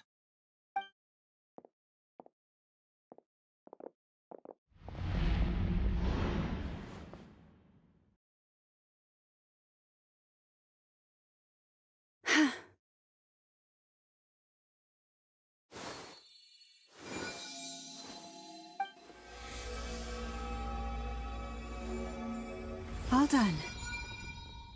Good. Now give me some space.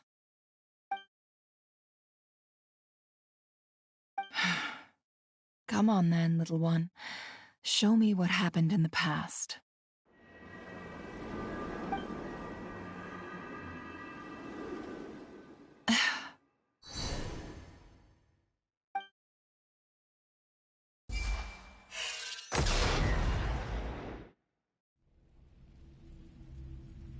Between the Trilunar Authority, Kuvaki, and the sole-surviving moon, the Frost Moon, I think I might know how to get back.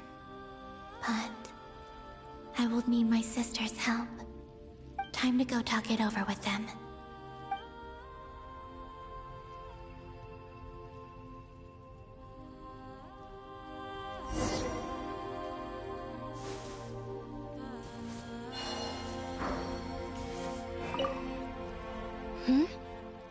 Have you decided what to do? I hope it's not too dangerous. You really scared me when you said that thing about not leaving here alive. Come on, let's go find the other two.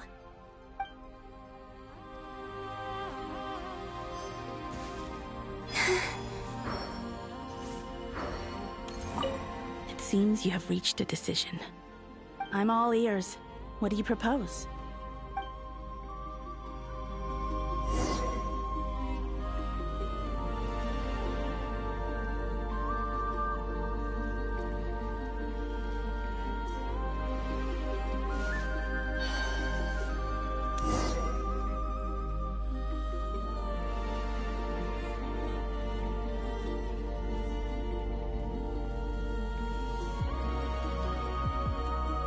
Have you figured it out, Columbina?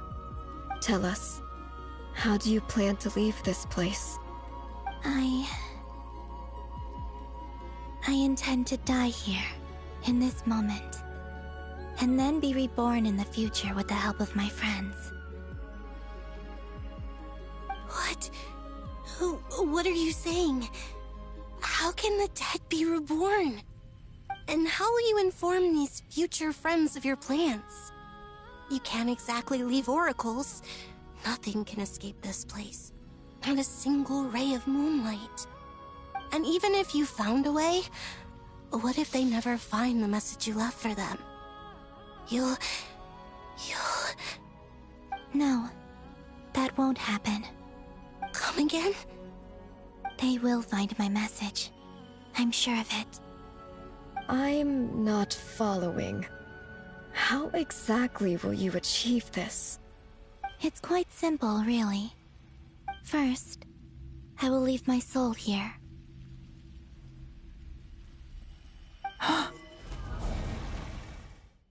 I see it. Your soul? You mean your divinity? Yes. I once left a portion of my soul in the future. One so small that this prison barely noticed anything. In this very moment, she can resonate with my soul across time. When the time comes, I believe that she can serve as an anchor to pull my soul from here back to the future reality. Just as gravity connects the world to the moon. Exactly. In the future, where I came from, the moon has been cast beyond the false sky, but I can still feel that it is there. In a similar way, I can feel a connection to the soul fragment I left behind even now. My friends can use it to detect my presence. But how do you just leave your soul here. Is that even possible? On my way here, I met an ordinary mortal who entered this place long before I did. Her body is long gone, but her soul remains. And before that, I encountered an old enemy whose entire soul survives here intact, while the power that once corrupted his body has faded away. So, perhaps this space is specifically designed to imprison divinity and authority, but not the physical body. Still, even if your body can escape, would it not just be a lifeless husk without the soul inside? Wait, is that what you meant when you said you wouldn't leave alive? Yes. I shall turn my body into moonlight and pour it over Nodcry. That power shall protect the land and quietly blend into it, awaiting my soul's return in the future. However, I cannot do this on my strength alone. I would need your help to do this, so I'm humbly asking for your assistance. Oh, dear sister, you need not be so formal. As I said before, we are but remnants of a bygone age. You, on the other hand, were born alone in that distant future, and you have walked a long and lonesome road since then. How could I bear to let your story end here in this dungeon? Don't forget, we are your sisters, your family.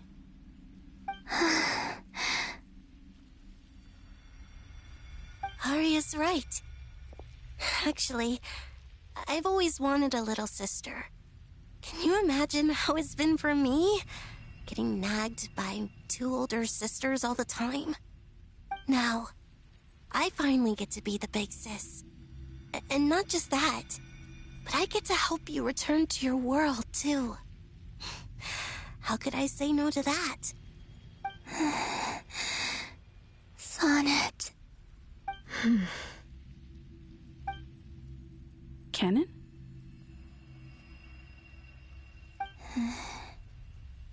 I'm sorry. I know this is a bold request. The Frost Moon is rightfully yours, and it remains intact. Oh, no, please, don't misunderstand me, Columbina. I was just thinking back on the years that the three of us once spent together. You cannot imagine how happy I am to hear of the future world you describe. The Frost Moon Scions, your lovely, kindly friends. For the three of us, whose purpose in life was to maintain the peace in Teyvat, it is a great relief to know that the people of this world live in such an abundant future.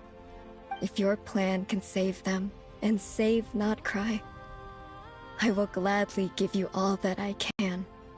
Besides, the three of us have been together since the day we were born. I could never abandon them to live on alone without them. Canon. Still, I do have one question I would like to ask you before we proceed. Certainly. What is it? Why do you cover your eyes?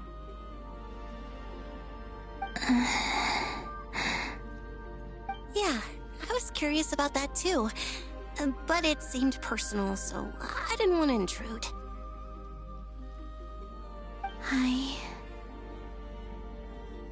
There was a time when I refused to look upon the world. I believed it was full of nothing but lies and falsehoods. I wished to hide my feelings, seal my heart, until I could return to my true home. I see. Perhaps that decision saved you from ever having to see the false sky again. But at the same time, you likely missed out on many true and precious things, like the smiles on your friends' faces. Promise me this, Columbina. When you return to the future, open your eyes, take a look at the world around you, and see your friends. I'm sure that you know this already, given that you long to return. But that is your true home. Give me your hand, Columbina. Arya, Sonnet, you too. Okay. All right.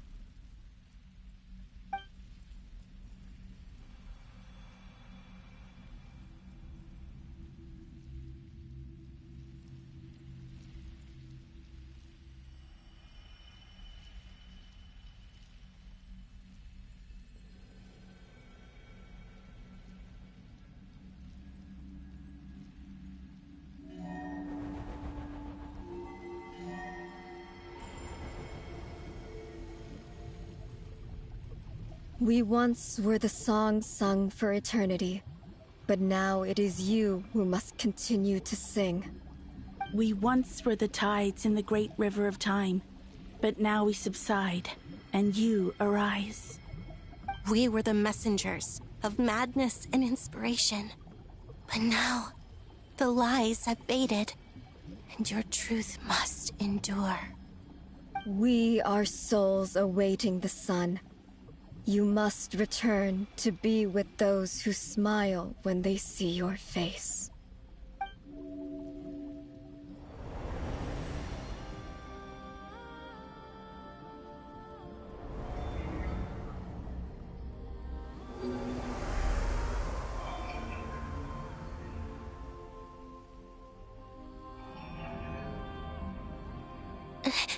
Is it done? Yes.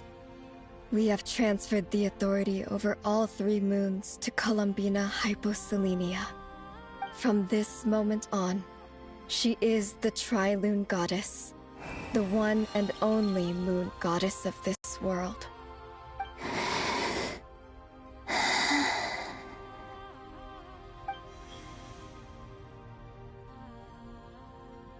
Thank you. Thank you, my sisters. Now go, and do what you believe is right, Columbina Hyposelenia. Be aware that we cannot grant you the power of the 3 moons beyond these prison walls. The conflict that arose over their remains following our disappearance will still take place. I understand. Sisters, oh, my body. It feels... Now that we have given up our power and authority, our bodies are merely mortal shells. This prison is dissolving them as we speak. It's okay, Sonnet. The end must come for every god, just as it does for every human. That's all this is. The final destination of our lives. Canon and I will be by your side the whole way. We have one final request, Columbina. Could you use the 3 moons' power to send us back into the real world? Now that we have lost our powers, I doubt this space will seek to hold us further. It's just... we would like to spend our final moments together in the only place we ever called home. Of course. Gladly.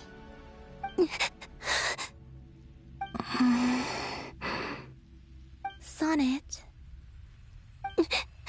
Yes? Don't... I wish I could tell her not to give in to the abyss. Not to be afraid. But is this really what I should say at this moment?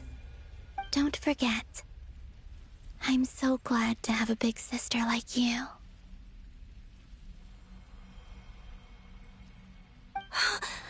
No, Hypo. Thank you. I'm okay. I'm not afraid. As long as my sisters are with me, I won't be afraid.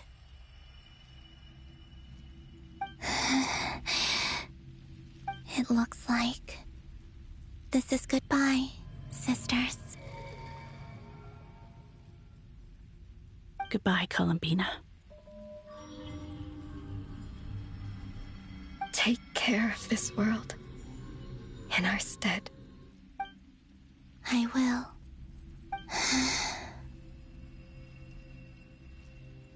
And now, it's time for me to bid farewell to my body, too. May it become the moonlight that keeps Nodcry company through the long years ahead. So this is why Nodcry was not always home to Kuvaki. It only appeared after I poured my body out upon this land, and only this land. Kuvaki responds to me because it is me, my body, answering the call of my soul. And the golden energy I've encountered on my way here was, in fact, that very soul, which I am about to leave here to guide me.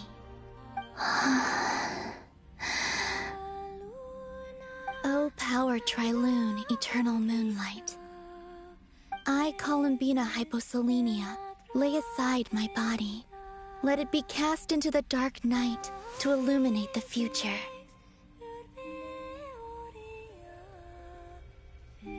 May it be a companion to all who dwell beneath the moon.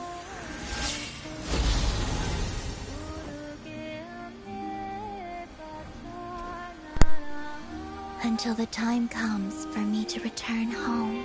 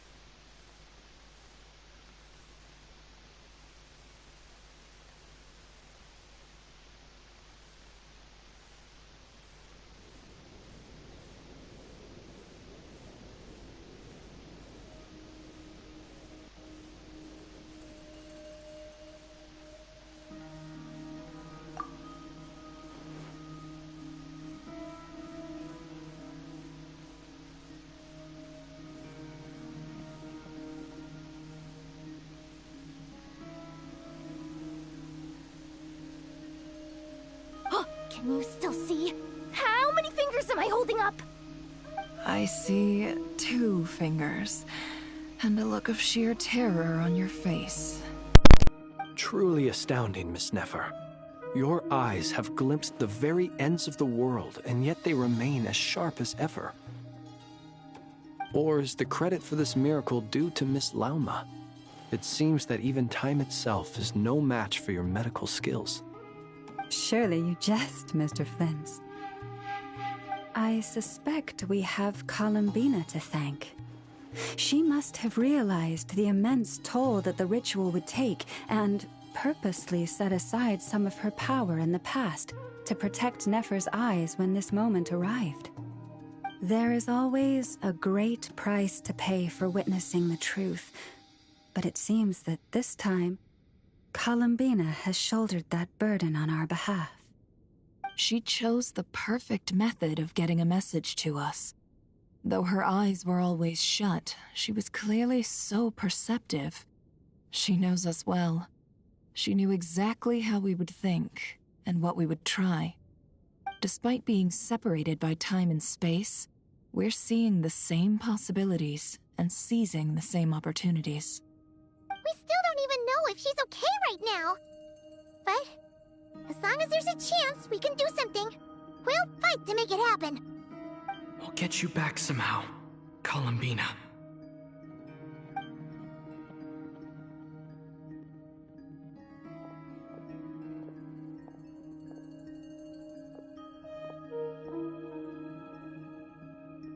Well, based on the information we now have, let's figure out our next moves. Thanks to these gentlemen, we have a much clearer picture of the situation with Dottore. The civilian population has been moved to safety, so we no longer need to hold back. Miss Androne, how are the calculations going? So far, so good. I'll keep seeing how far I can push the system, though. Can't have Hat Man being powered down for nothing. There's still a long road ahead. Where should we begin?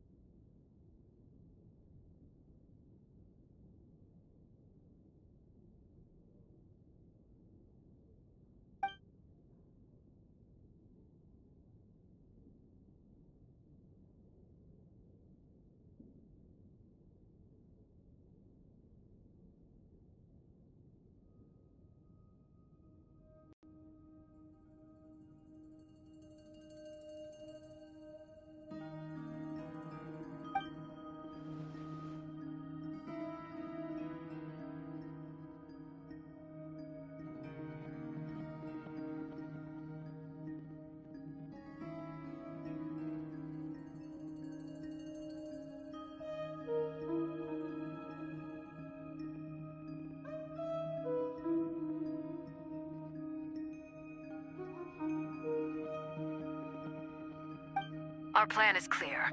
Time is short, so let's get moving. There's just never enough time, is there? Time is the bane of my existence. Ugh. Anyway, I'm gonna get back to work. All right, we'll do our part too. Yeah.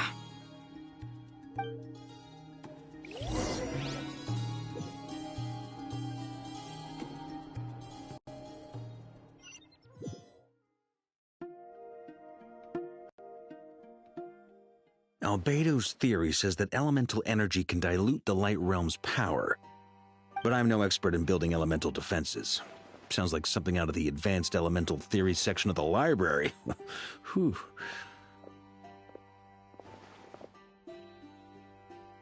You seem quite troubled. Well, yeah. I mean, who doesn't get a little flustered when they're completely out of their depth? You were the very picture of confidence back when you approached the Hexen Circle. Yeah, I could have been faking it through that whole meeting for all you know. Who's to say I'm not just a ball of nerves in a charming and gregarious package? Oh gosh, really? I'm so sorry, I had no idea. Well, you're all the braver for it. Still, I was much more in my comfort zone than I am here.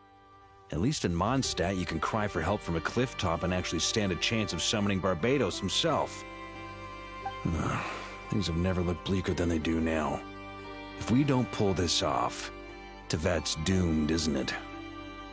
Oh, you think so? Actually, yes.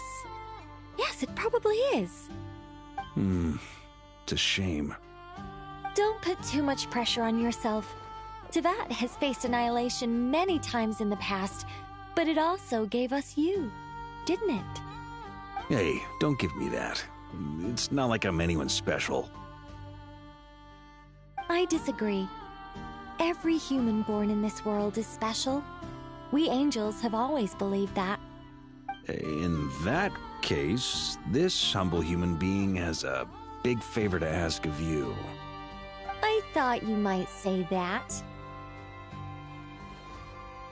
I'm sure Alice, in her great wisdom, sent you here precisely to help us in this difficult time, yes? Well, that has less to do with her wisdom and more to do with my power. Of course, of course. Well, the thing is, these elemental defenses we're about to build, I don't think it's a question of if they'll fail, but when. Durin's findings from his patrols make it clear that Dottore is constantly expanding his territory. First it was his lab, then the design bureau, and now this. It's not realistic to completely stop him encroaching on the rest of Nagrai. Rather, our goal should be to stall him for as long as possible. If Miss Sandroni's calculations are correct, well, they're the closest thing to certainty we have in this situation, so let's assume they are.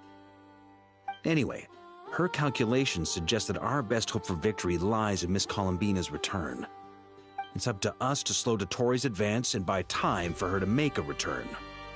Are you asking me to help you with building the defenses? No. I'd like you to prepare for what comes next. When he eventually reaches us, we will have to fight him. You were an angel once and a mage now. I'm asking you to lend us your protection. Oh. Can I take it that you're triggering the terms you fought for during our three-way talks? Well, technically those terms were about protecting Mondstadt. But if you're happy to agree to the change in location, then yes, let's do that. You're cashing in on this much sooner than I'd imagined. Well, yeah. The way things are going, I might not get another chance. Very well. The mages have heard the knight's plea, and we will respond. To tell the truth, Alice and I had already discussed how we might help you all, so I didn't come empty-handed. I always like to be prepared.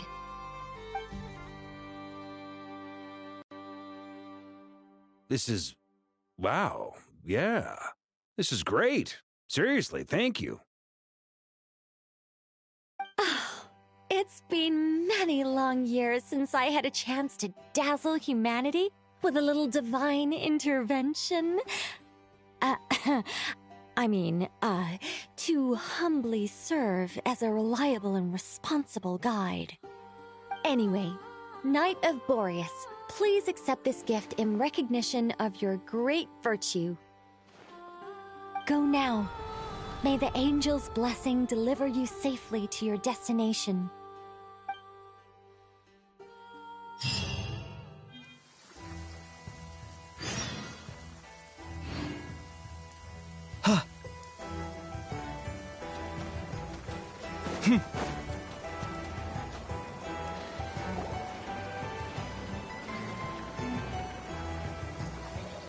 You're here. Sandroni! How are things going? Glad you asked. You two are about to become the first people to lay eyes upon my masterpiece. Or should that be the first person and the first, specter? Hey! Whatever. Come, feast your eyes on this. Wow! We've never seen something like this before! This meter displays the progress of my formula. Currently, it's still making the most important connections. Once it's finished running, I'll deliver it right to your side. And then, we can finally bring Columbina back. What do you mean, deliver it? Can't you just tell us over the Dodo communication device? It'll just be some numbers, right? Ugh, you're such a greenhorn. This isn't the kind of formula you solve in math class. It's a highly complex algorithm capable of constructing a framework of rules. Ugh, whatever. We'll be here all day if I start trying to explain it. All you need to know is the formula must be completed before we can bring Columbina back. I'll share the data with you. Nicole's agreed to let me use her information channel, so we just need to use the Dodo communication device like so, and... there. Now you can check in on my progress. Wow! Look at that! You're amazing, Sandroni! About time you recognized my genius. Took you long enough. That's all for me. You should check on the others if you have time. Make sure we don't have any weak links in the chain. That might sound harsh to you, but close supervision is a common practice in the Fatui. Not looking to catch anyone out. I just care about everything going smoothly. That's all. I'm kinda stuck here while the formula's running, so I need you to be my second pair of eyes in the meantime.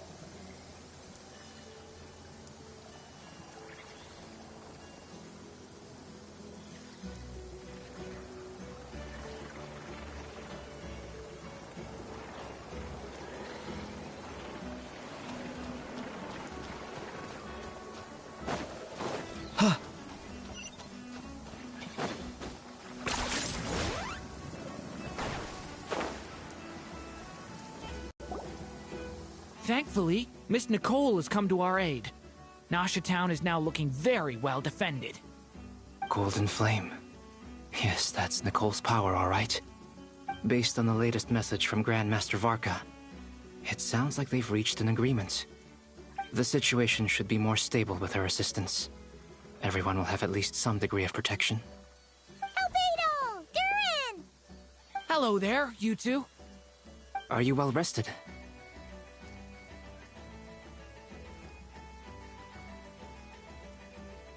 That's good to hear. As per the plan, Albedo and I will be in charge of Nasha Town. As Dotori's energy field expands, it's creeping ever closer in that direction. But we will do our best to hold our position. We've fought side by side many times before, and always with great success. I believe this time will be no different. So don't worry about us. Focus on fighting Dotori.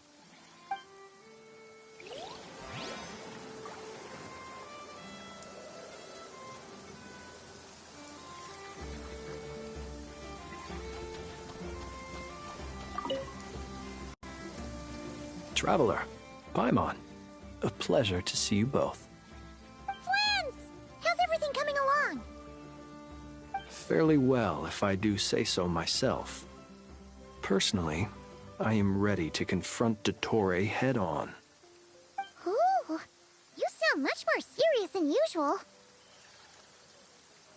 To be honest, I am not usually fond of exercising my full strength. For one thing, it's hardly conducive to maintaining a low profile. Besides, I believe one should have the right to choose when to show their hand. I am conserving my strength until the moment of battle is upon us. Anything to boost our chances of victory. Seeing you get into the zone like this really puts Paimon at ease. Huh, Traveler?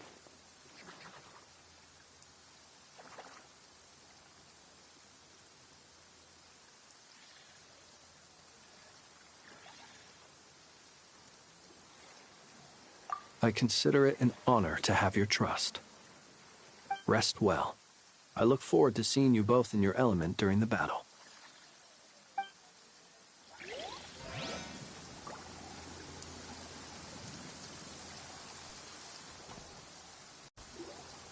Yes, Miss Moonchanter? What are you staring at? You always address me in the strangest ways. Lady Moonchanter one minute, Miss Moonchanter the next. Yes, and? Are either of those incorrect? Not as such. It's just that I simply call you Nefer nowadays. Uh-huh. That's my name. What's your point? The point is I don't add any honorifics or titles. Meaning what? That maybe we're on friendlier terms now than we used to be. Is that how you see it? And I thought I was the one with eye damage. Never! Wilma! Paimon, Traveler. Just swinging by to check in on you. How are things going? Did you manage to get some rest? Don't worry about me. I won't slow us down. And I give my all to ensure our victory. Ah, yes. Allow me to give you two a quick checkup. All done. You're both in good shape.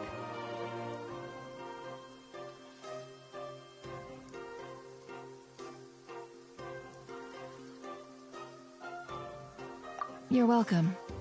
You'll have your work cut out for you in this battle against Dottore, so make sure to get some rest in first. Paimon will keep an eye on him, don't you worry. I'm glad to hear it.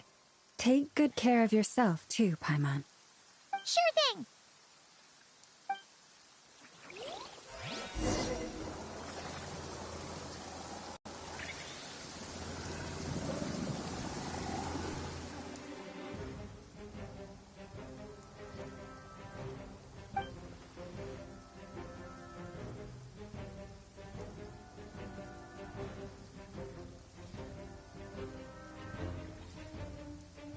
Here they come. That's quite a horde. As we expected. Get ready, everyone! Take your positions, and prepare to engage. Let's begin. I'm at the ready.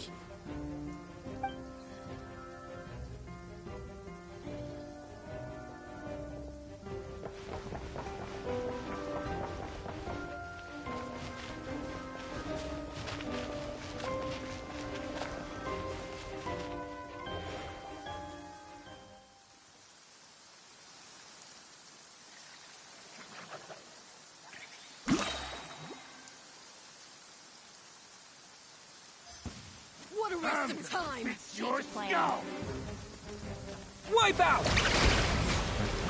You quite finished. Be silent. Observe. Do you fear the dark?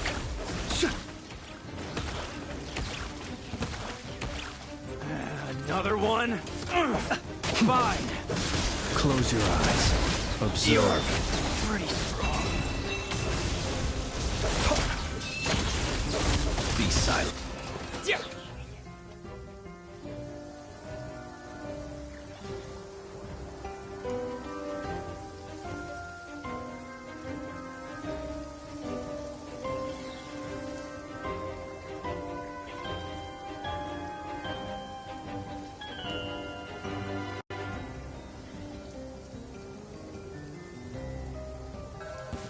I'm gonna fix your skull! Your maker! Forrest? It all adds up. No more lies. Couldn't! Absurd. These creatures cannot stand against us. Oh, it's fighting tough. Just don't let your guard down. That goes without saying. I'm hardly the risk taker in this group. Excuse me? It all falls into place.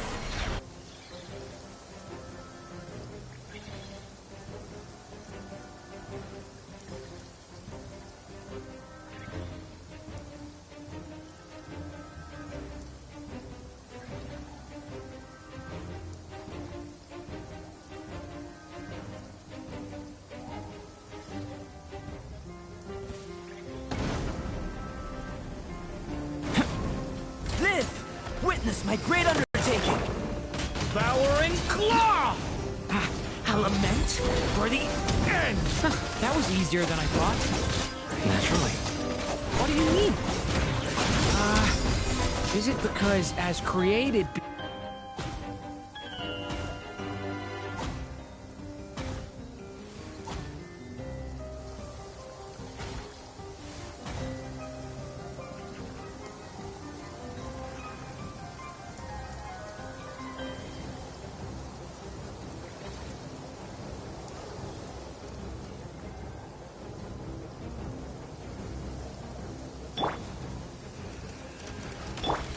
Water jet!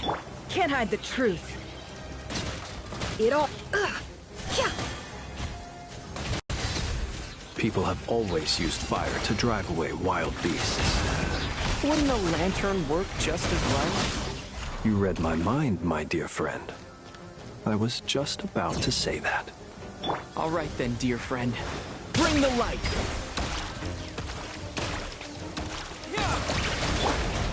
Forest, protect us. For the ever... It all adds up.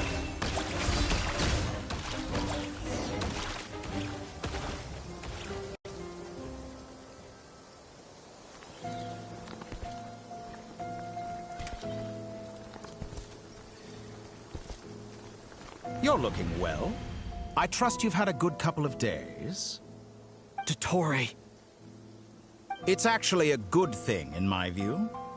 If the subjects of my experiment were to die prematurely, it would throw quite a wrench in the works. And so, I must thank you all for your resilience. We are no longer on the same level, but you are nonetheless worthy of my respect. A creator god should be merciful and gracious after all. And in any case, it is only right that before I end your lives, the world is informed of the arrival of their new god.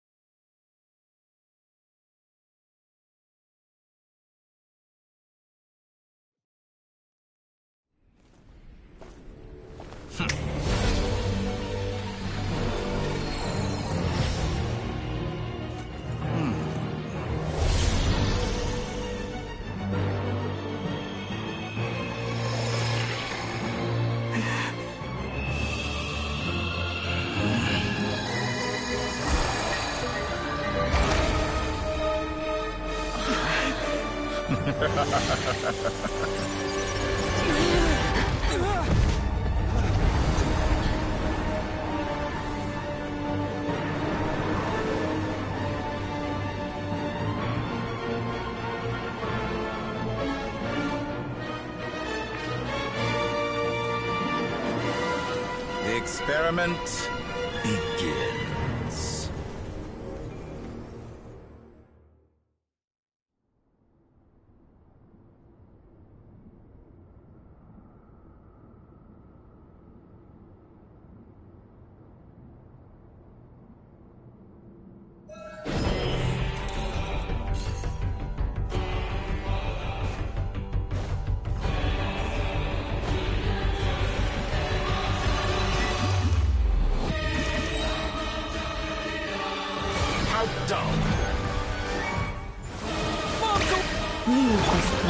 No more lies. The deception ends here. It all adds up. Observe. The long sleep beckons. Close your eyes. Pathetic. Night falls. Be silent. Entropy fear the dark. To me.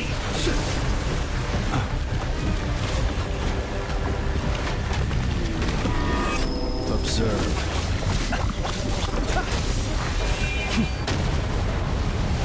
Pathetic. Forest, protect us. By the Wipe out!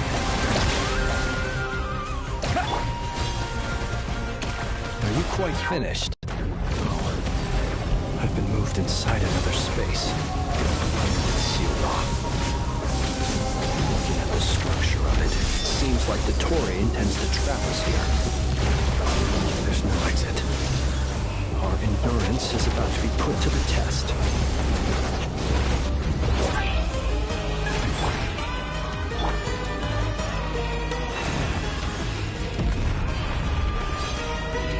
Entropy.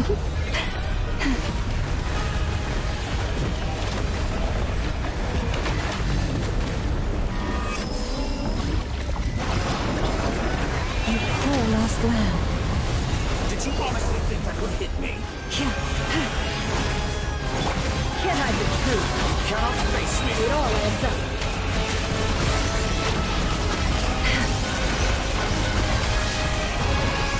No more lies. Chorus, protect us.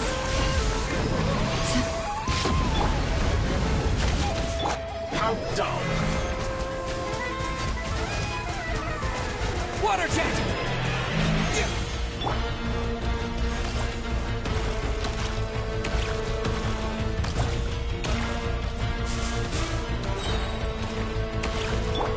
For the everlasting forest, leave this place. Tell me, where will you try scurrying off to next? Looks like Dottore has opted for a divide and conquer strategy. But we will not allow him to triumph. Now, I shall pray for our victory.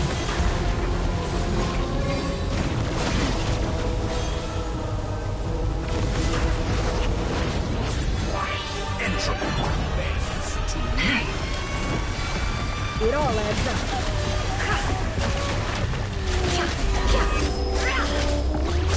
Can't hide the truth. Time to go clean. Seek within. Time to go clean. Reverse. No more lies.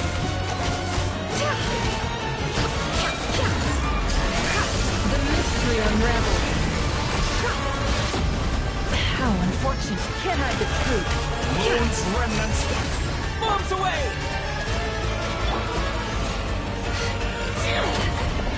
Did you honestly? Excellent. Shameless. It all adds up. No more love.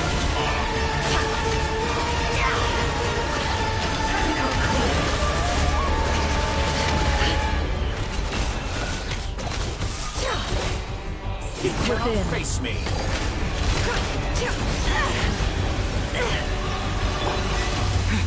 Go! Go! Be annihilated. Go! That which cannot stand against me. What's this supposed to be? A knockoff version of the space Columbina got trapped in? There really is no way out. We'll see about that, Dottore.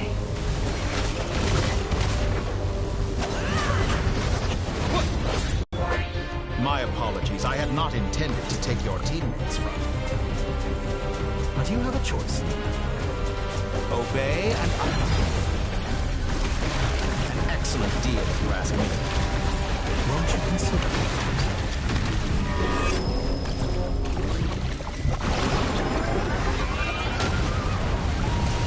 How dull.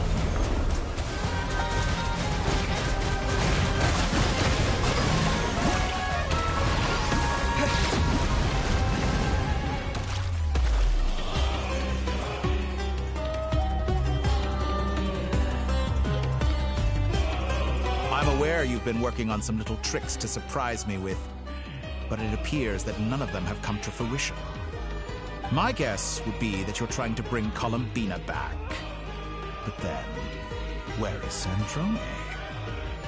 Or are you trying to buy time for her? I always found their friendship to be a curious phenomenon. Two highly incongruent personalities, and yet they share a deep connection. Speaking of Columbina, I once saw her as like a younger sister. We got along quite amicably while she was with the Fatui. But then one day she suddenly decided she would refuse to take part in any further experiments. To this day, I truly don't understand what I could have done to upset her so much. It's such a pity. I could have had a sister, a family. But alas, she grew to dislike me. You're not fit to be family to her. That I can't deny. So many people, all obsessed with playing out the same tired old dramas. This world is rotten to the core. And then there's you. You had every opportunity to reach the right conclusion. The thought of killing you off like this? But I maintain that I approached you in good faith, so I will offer you another chance. Will you work with me? You have until I count to 10 to make your choice. 1, 2, 3... Not in a million years.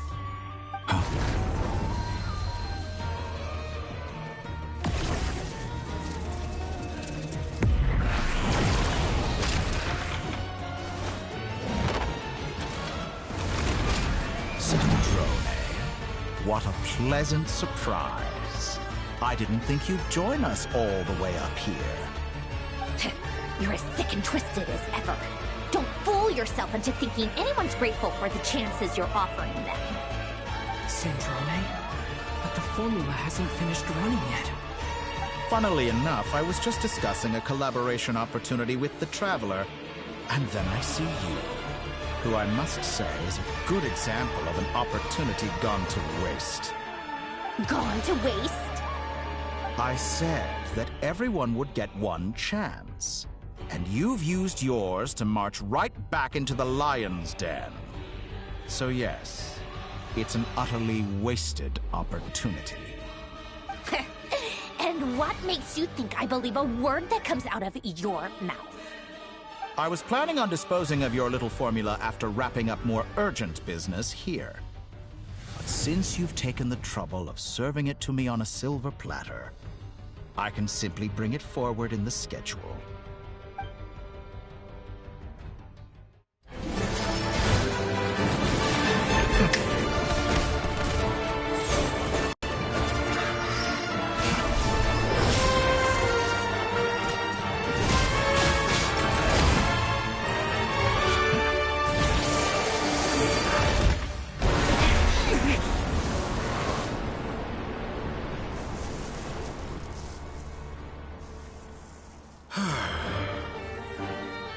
Is this your life's work? This piece of trash?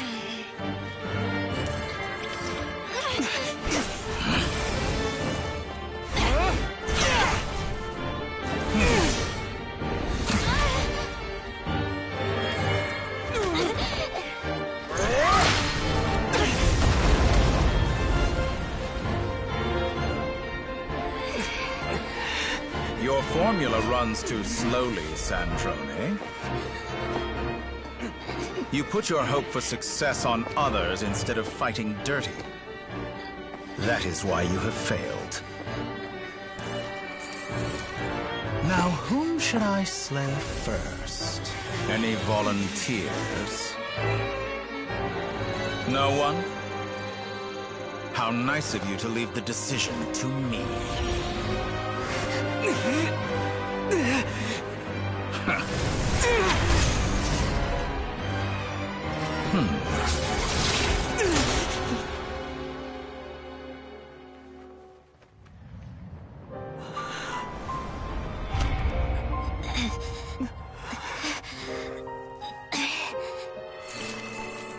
Oh, how unexpected. Sandrone, any last words for me, comrade?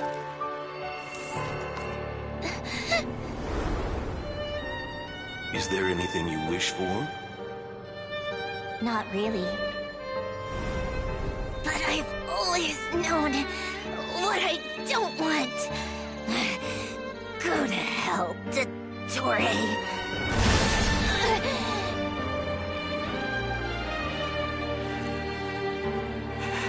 No!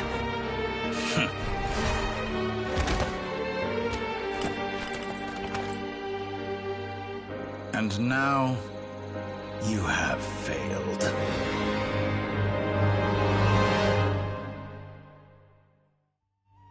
Sandrone! Now you see how fragile mechanical contraptions are. Just a gentle tap, and they fall to pieces. However keen of an inventor Sandrone may have been, her death spells the end of the formula that was running inside her body.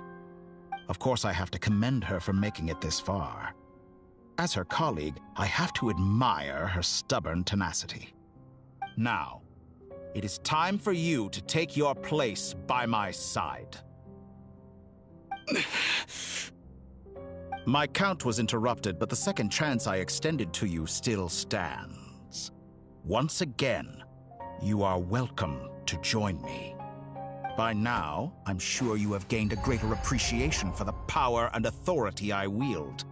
What is stopping you from embracing a new world of endless possibilities? Not in the mood to talk? As you wish. You seem less talkative than usual today. I'll change the topic to something more apropos. Sandrone was always like this, never trusting anyone, always so reluctant to share her research with them. Objectively speaking, she had her strengths. It is remarkable how she extracted and even optimized the world formula from so much data. But her inability to trust was her undoing. Had she allowed someone else to monitor or run the formula for her, you might still have a chance at victory even now. But regrettably, she was a stubborn fool. As much as it pains me, she had to go. Dottore. Maybe this is news to you, but people can change. Columbina surprised you when she escaped. And I think Sandrone would surprise you too. Change? You can twist the truth however you want, but I see it clear as day. You're the one who can't trust other people. Is that how you see me? By this point, what can you hope to do about it?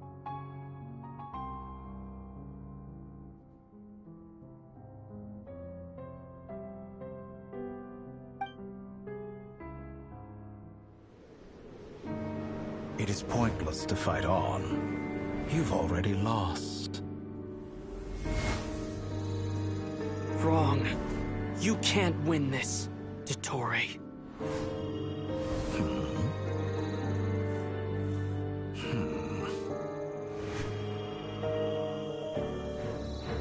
What?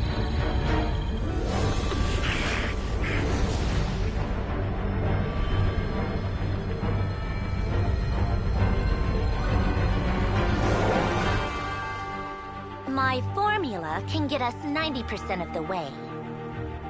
It will connect you to Columbina. Then, I will bring the formula's output to the Traveler's side. For the last 10%, do whatever it takes. Just bring the moon down.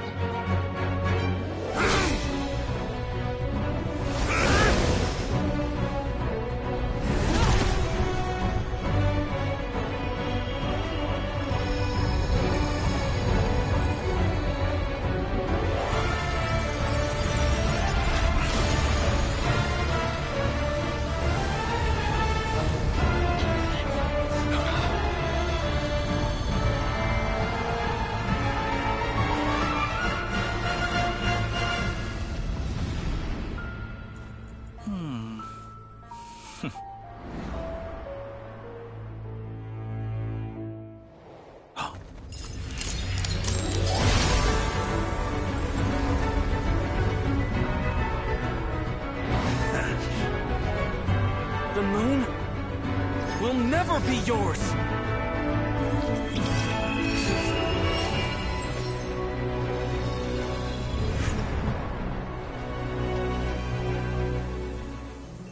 I turn my body into moonlight and pour it over Nodcry. My soul I leave here to inform my future friends. Lastly, I I will hide the Trilune Authority within the Frost Moon. And when my body, soul, and authority are reunited, finally... Columbina!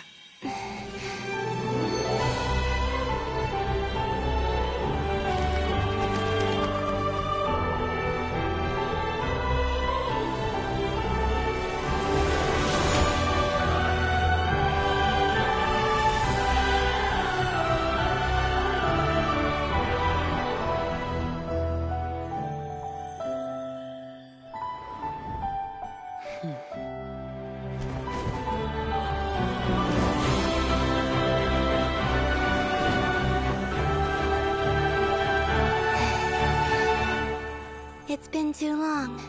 I'm back.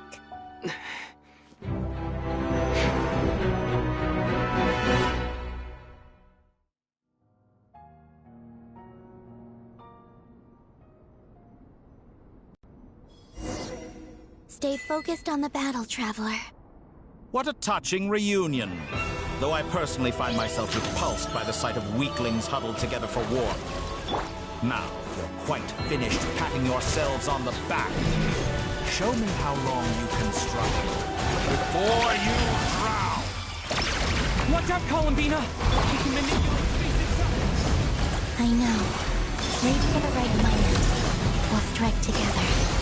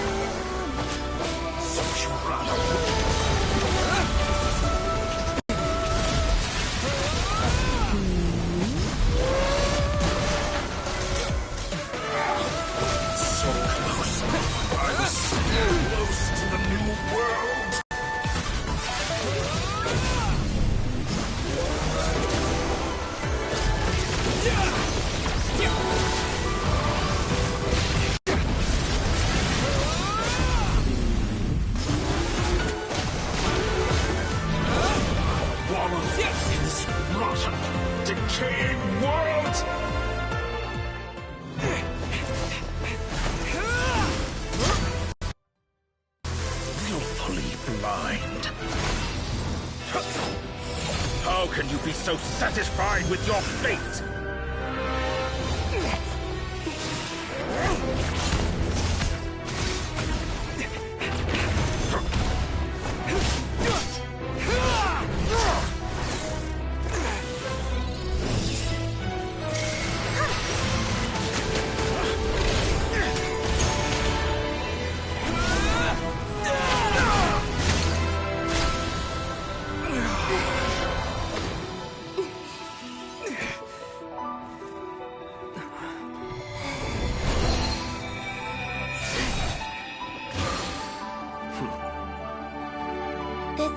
was never about fate. It's about friends, family, and the home you stole from them. So dull. Only the weak rely on each other for comfort. You shall see. Once I transcend fate, you will be nothing but fodder for my grand experiment! That will never happen.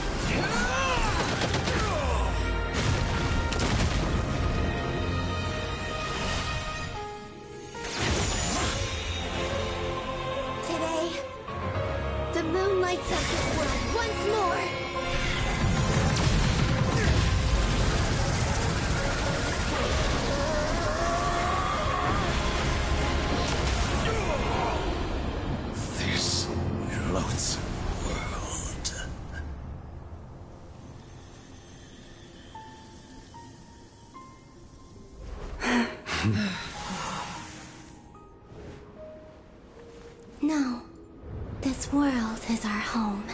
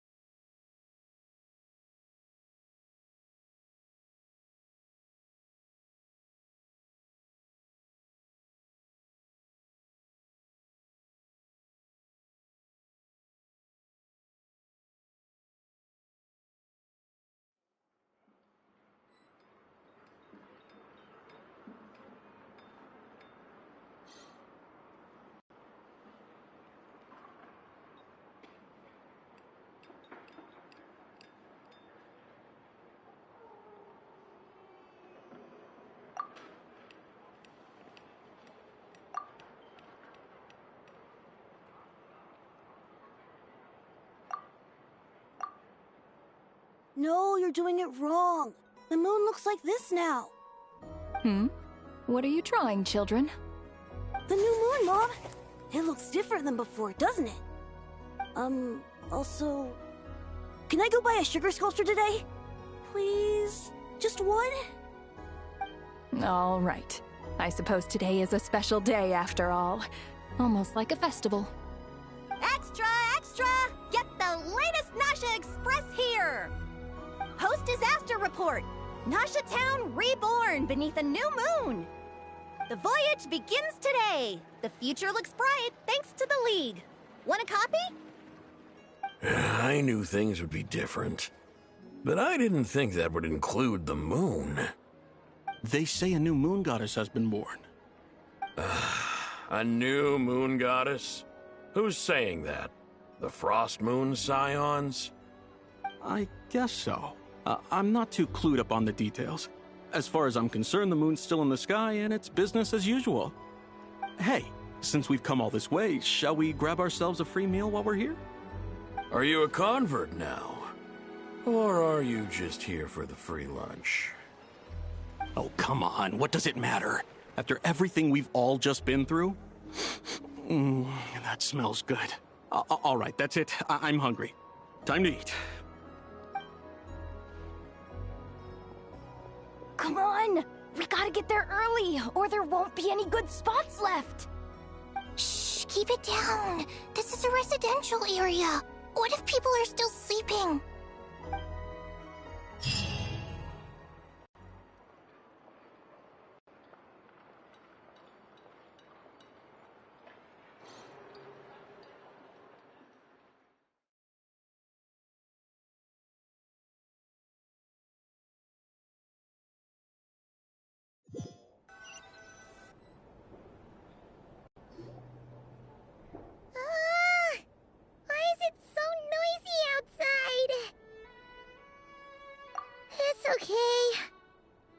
mom was pretty much awake anyway. It's been so long since we last had a chance to relax, huh? Feels like time is moving slower than usual. What about you? Did you rest well?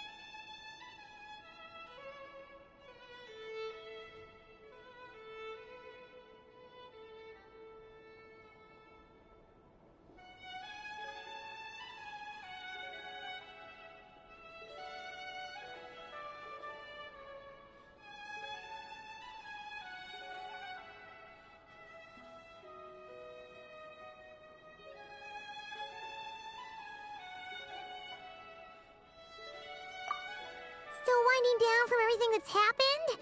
Or are you wondering how our friends are doing? Or is it about what Dotori said to you? Okay, if you say so. But don't push yourself, alright? Let Paimon know if you need to talk. What we just went through was a lot. It's totally normal if you need some time to get back in your groove. Luanatar disappeared after Columbina came back. Apparently, she was part of Columbina's soul or something. Still, Paimon kind of misses Luanatar somehow. But anyway, you did great. So did Paimon. We all worked our butts off to contain this disaster, and in the end, we made it. So, chin up, Traveler. You should be proud of yourself.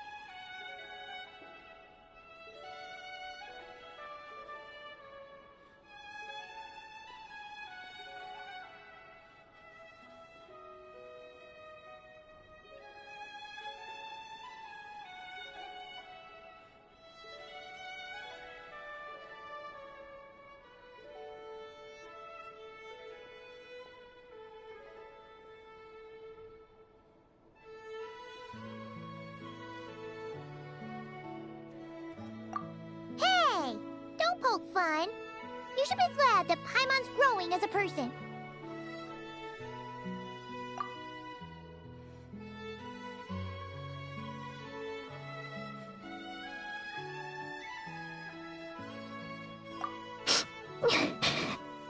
Paimon didn't think you'd mention it. You have no idea how anxious Paimon was. She was worried sick about you.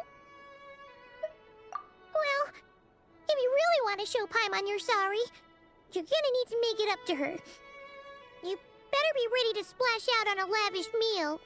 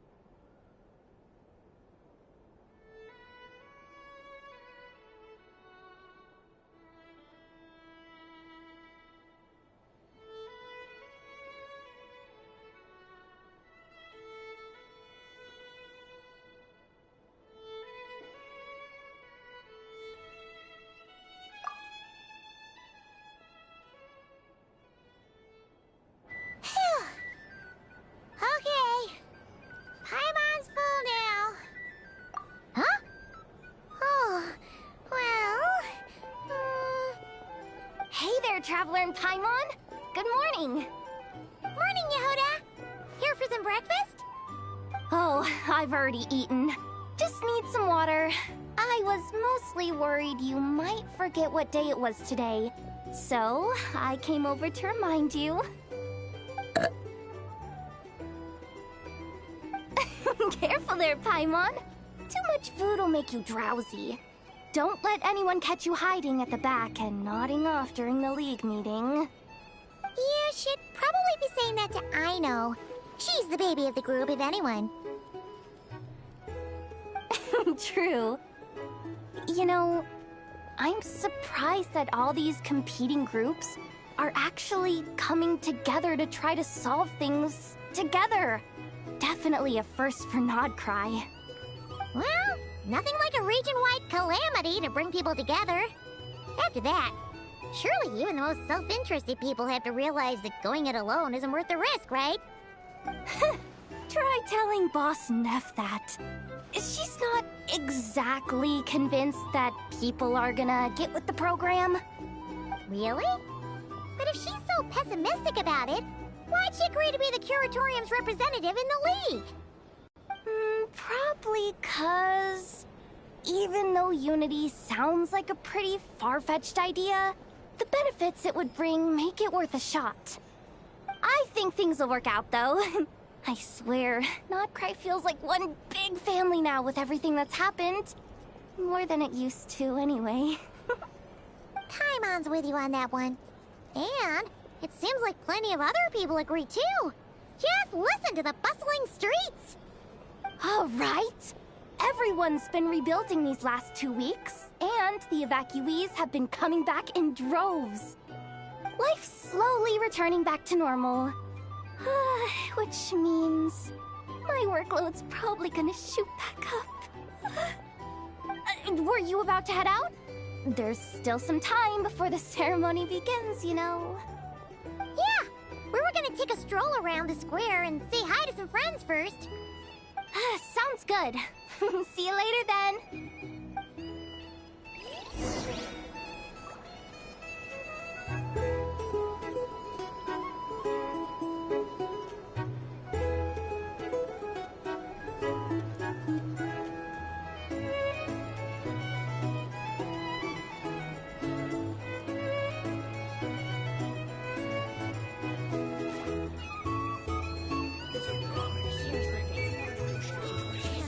Our drink recommendations?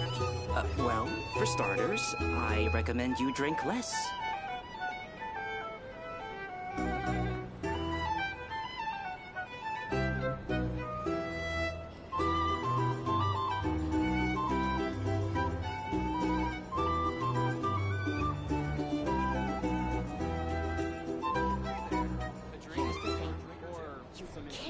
Hal loves being antagonistic. Just ignore him when he's mouthing off. Don't let him get under your skin. I dare you to release me and say that to my face!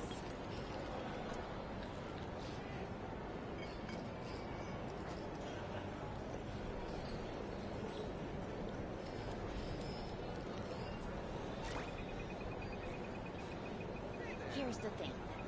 You can't live life without a little spice. Or some information? Our drink recommendations? Well, for starters, I recommend you drink less.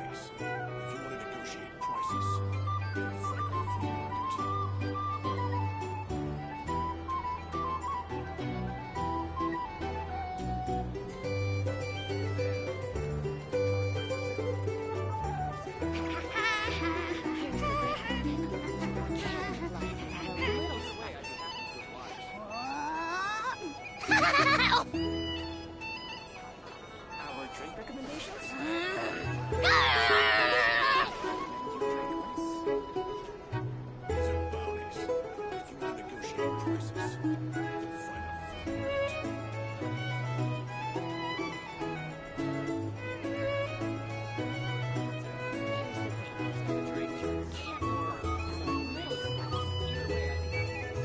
I'm not the friend to come to for words of comfort or encouragement.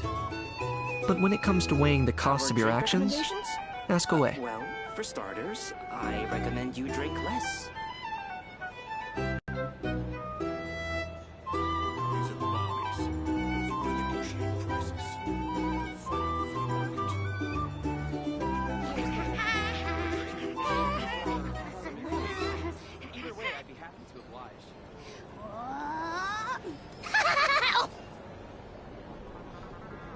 Our drink recommendations? Well, for starters, I recommend you drink less.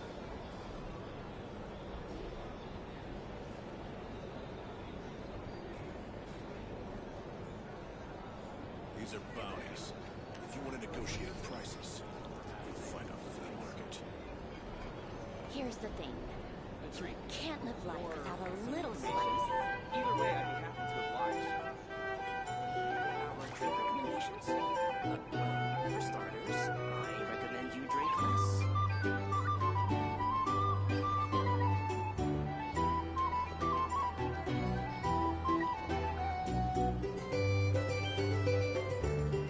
These are bounties.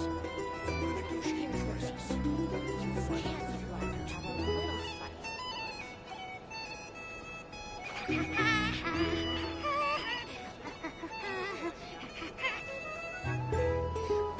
Our drink recommendations?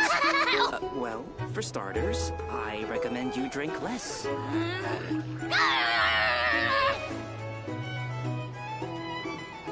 Here's the thing. These are bounties. If you want to negotiate prices, you'll find a flea market.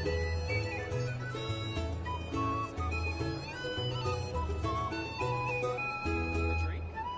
Or some information? Our drink recommendations? Well, for starters, I recommend you drink less.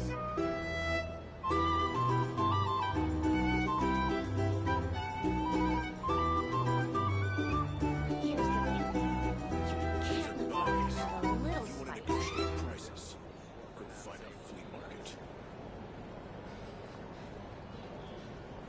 A drink? Or some information? How loves being antagonistic. Just ignore him when he's mouthing off. Don't let him get under your skin. I dare you to release me and say that to my face! Here's the thing. You can't live life without a little spice. These are bounties. If you want to negotiate prices, you'll find a flea market.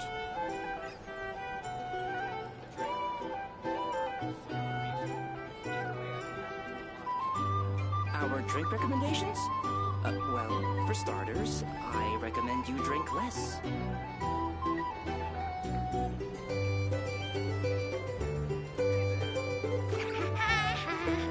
Here's the thing. You can't live life without a little spice. These are bounties. If you want to negotiate prices,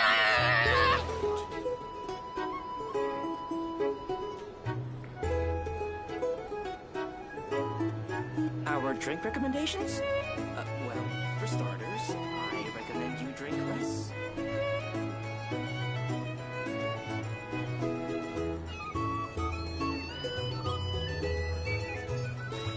Here's the thing.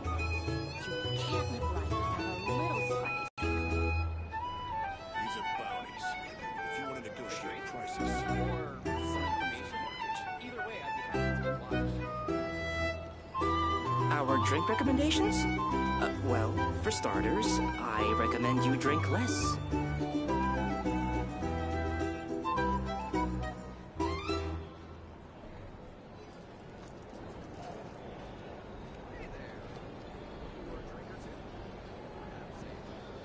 Here's the thing. These are bounties. You can't live If life you want to without a negotiate little prices, spice. you'll find a flea market. Our drink recommendations? I'm not the friend to come to for words of comfort or encouragement. But when it comes to weighing the costs of your actions, ask away.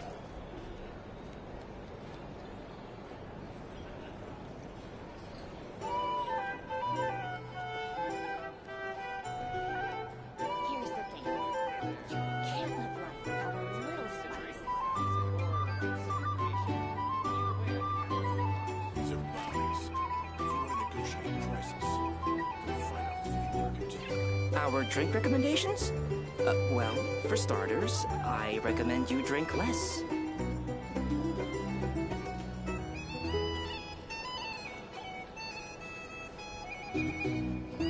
Here's the thing. You can't.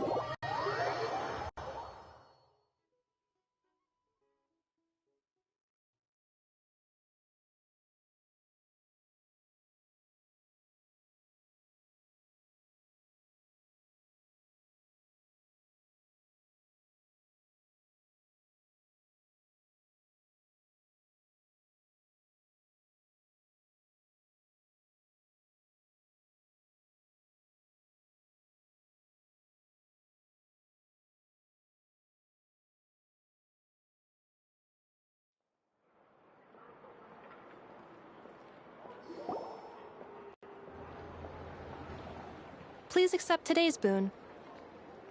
Have a nice day. Are Paimon's eyes deceiving her? Or is that Inefa handing out food for the Frost Moon Scions? Hello there. Would you like a feast of the moon, along with some snacks of the day? So, what's new, Inefa? It was only a few days ago when we last saw you, but it looks like you've joined the Frost Moon Scions in that time. And I know too? What are you talking about, Paimon? We're just here to help. Duh. In the wake of the disaster, it's all hands on deck.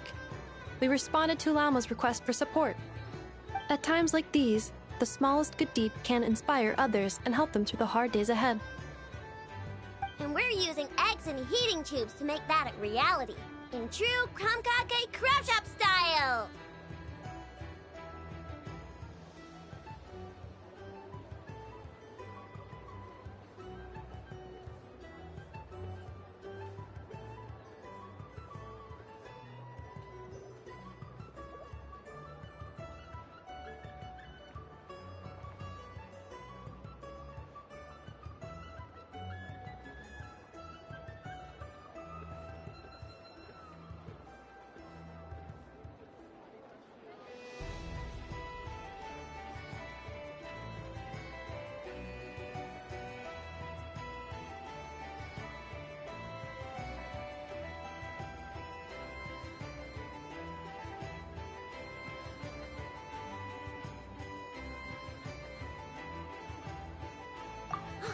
Inefa!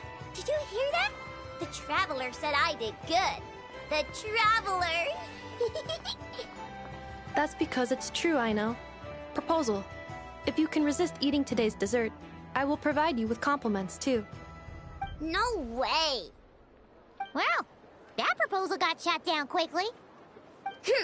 I need something to get me through the hard times too, you know. Mom! Yes, dear. Go right ahead. Excuse me. Could I take a photo with the robot lady? She helped us get safely out of Notcry, and she helped us get back home too.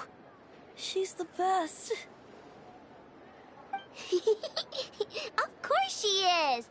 And since I'm the whiz kid who built her, that makes me even better than best, right? But you stole my snacks, though. Oops.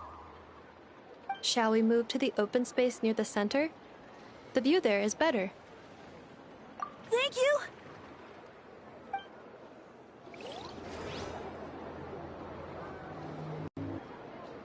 Aren't you the better pick for this job, Flint? You underestimate yourself yet again, Master Ilua. Not at all. I rarely come by Nasha Town. I don't know any of the big shots here. All in good time. Socializing is a step-by-step journey. But you're much further ahead on that road, aren't you? You're not seeing the full picture. You know the truth now. My friends do not understand my habits. There is no question about it. The Lightkeepers need a representative in the League. Someone who is upright, cares about other people, and can realize their self-worth through group action. You say it like you wouldn't make the cut.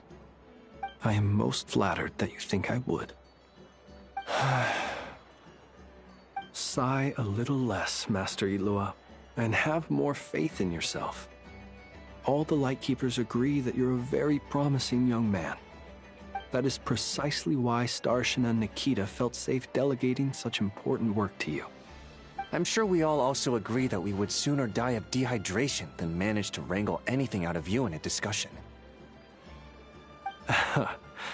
My apologies.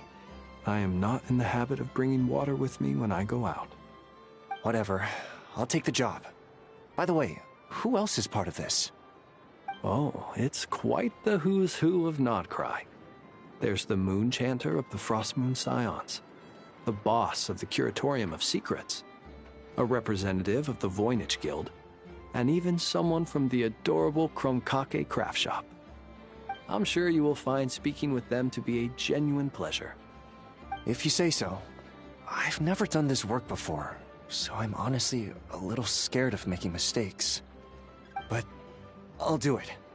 Not only is it our duty as Lightkeepers, but because I want to make Nodcry a more welcoming place. An admirable attitude to take. The beacons are lit, Itlua. We're but one step away from breaking through the blizzard. We have the chance to band together and build our shared homeland into an Elysium. This is unprecedented for Nodcry. An opportunity not to be missed. Yeah. You're right. I'll do my best. Quite a few familiar faces have arrived. Let's go, shall we?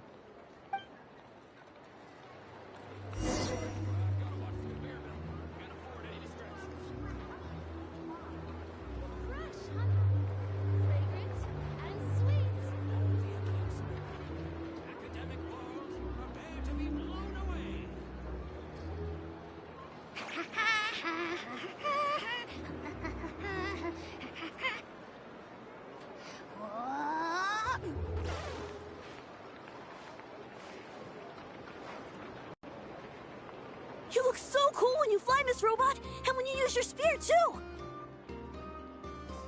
And even though you took my snacks, it's pretty cool that you can build stuff like this. You've got so many inventions. It's amazing! Also... Micah, we need to go now. 1 second! Please take this Feast of the Moon, as well as some snacks. Share them with your mother and your lovely family.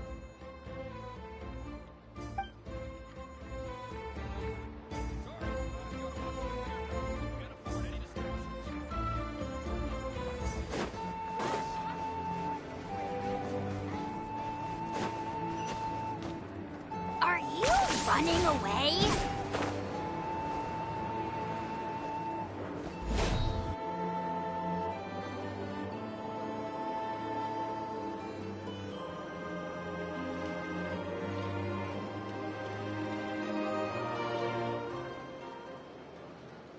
Wow! Everyone's here!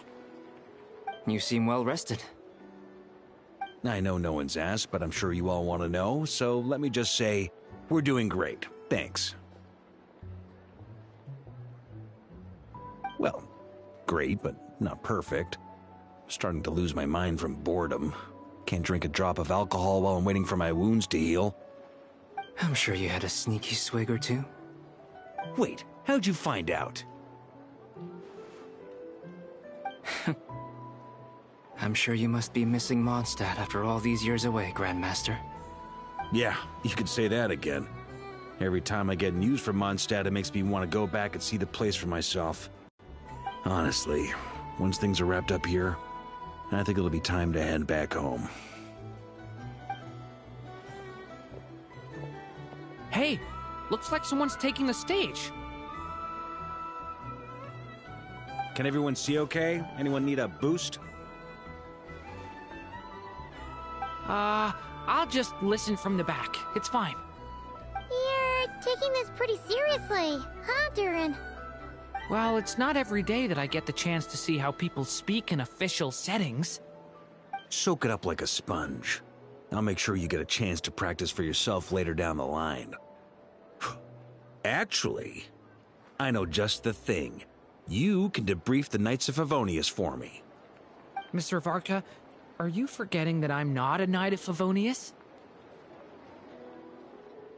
I can knight you. Any particular title you'd like? Is he joking? I really can't tell. You'll have to figure this one out for yourself. It'll be a good learning experience. It is my honor to host the opening ceremony for the League, and to have this opportunity to speak to you all in my capacity as Voynich Guild representative. Could this person also have been pushed onto the big stage by the real big shots? Guess I'm not the only one then. We come here today, having weathered the trials and hardships of yesterday, and having learned from them the importance of unity and cooperation. All right, here we go. Uh-oh, looks like Aino's off in Dreamland already. Wait, boss is looking kinda drowsy too. What's up with her? Come on, get this speech over with already. Nodcry is our home, the land we rely on for survival. And as we chart a course for the future, may we persevere through the storms ahead as we sail towards a new era of prosperity, freedom, and hope.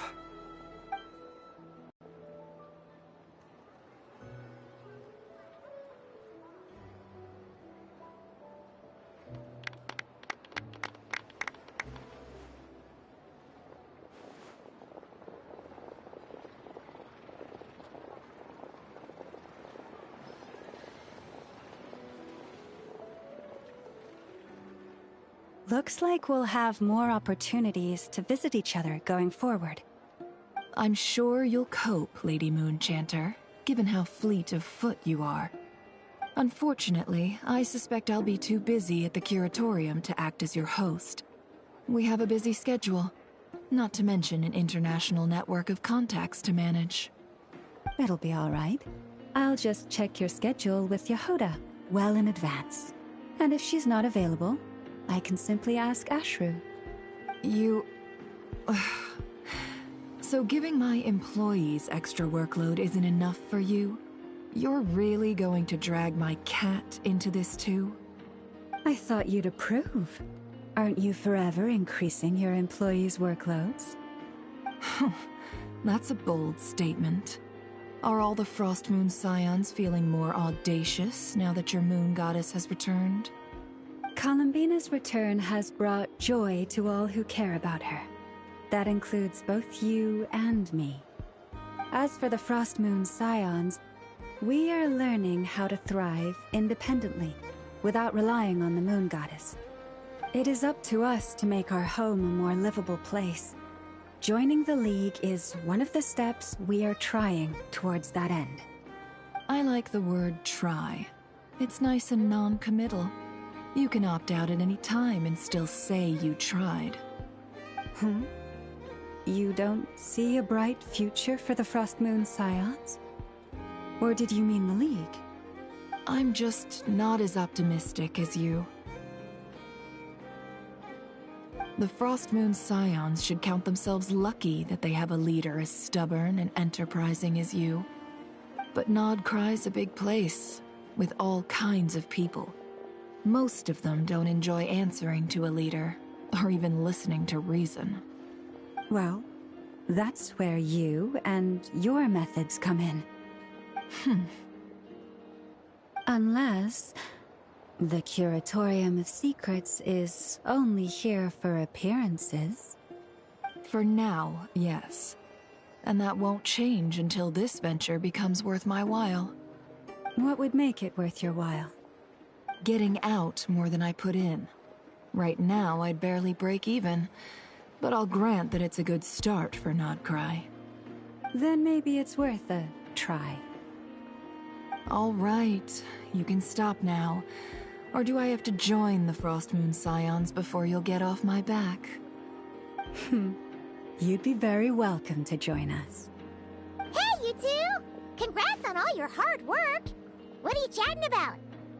Nefer was trying to dissuade me from adding to her employees' workload. Also, she's considering joining the Frost Moon Scions. Sorry, what? Your conversations are always the most interesting.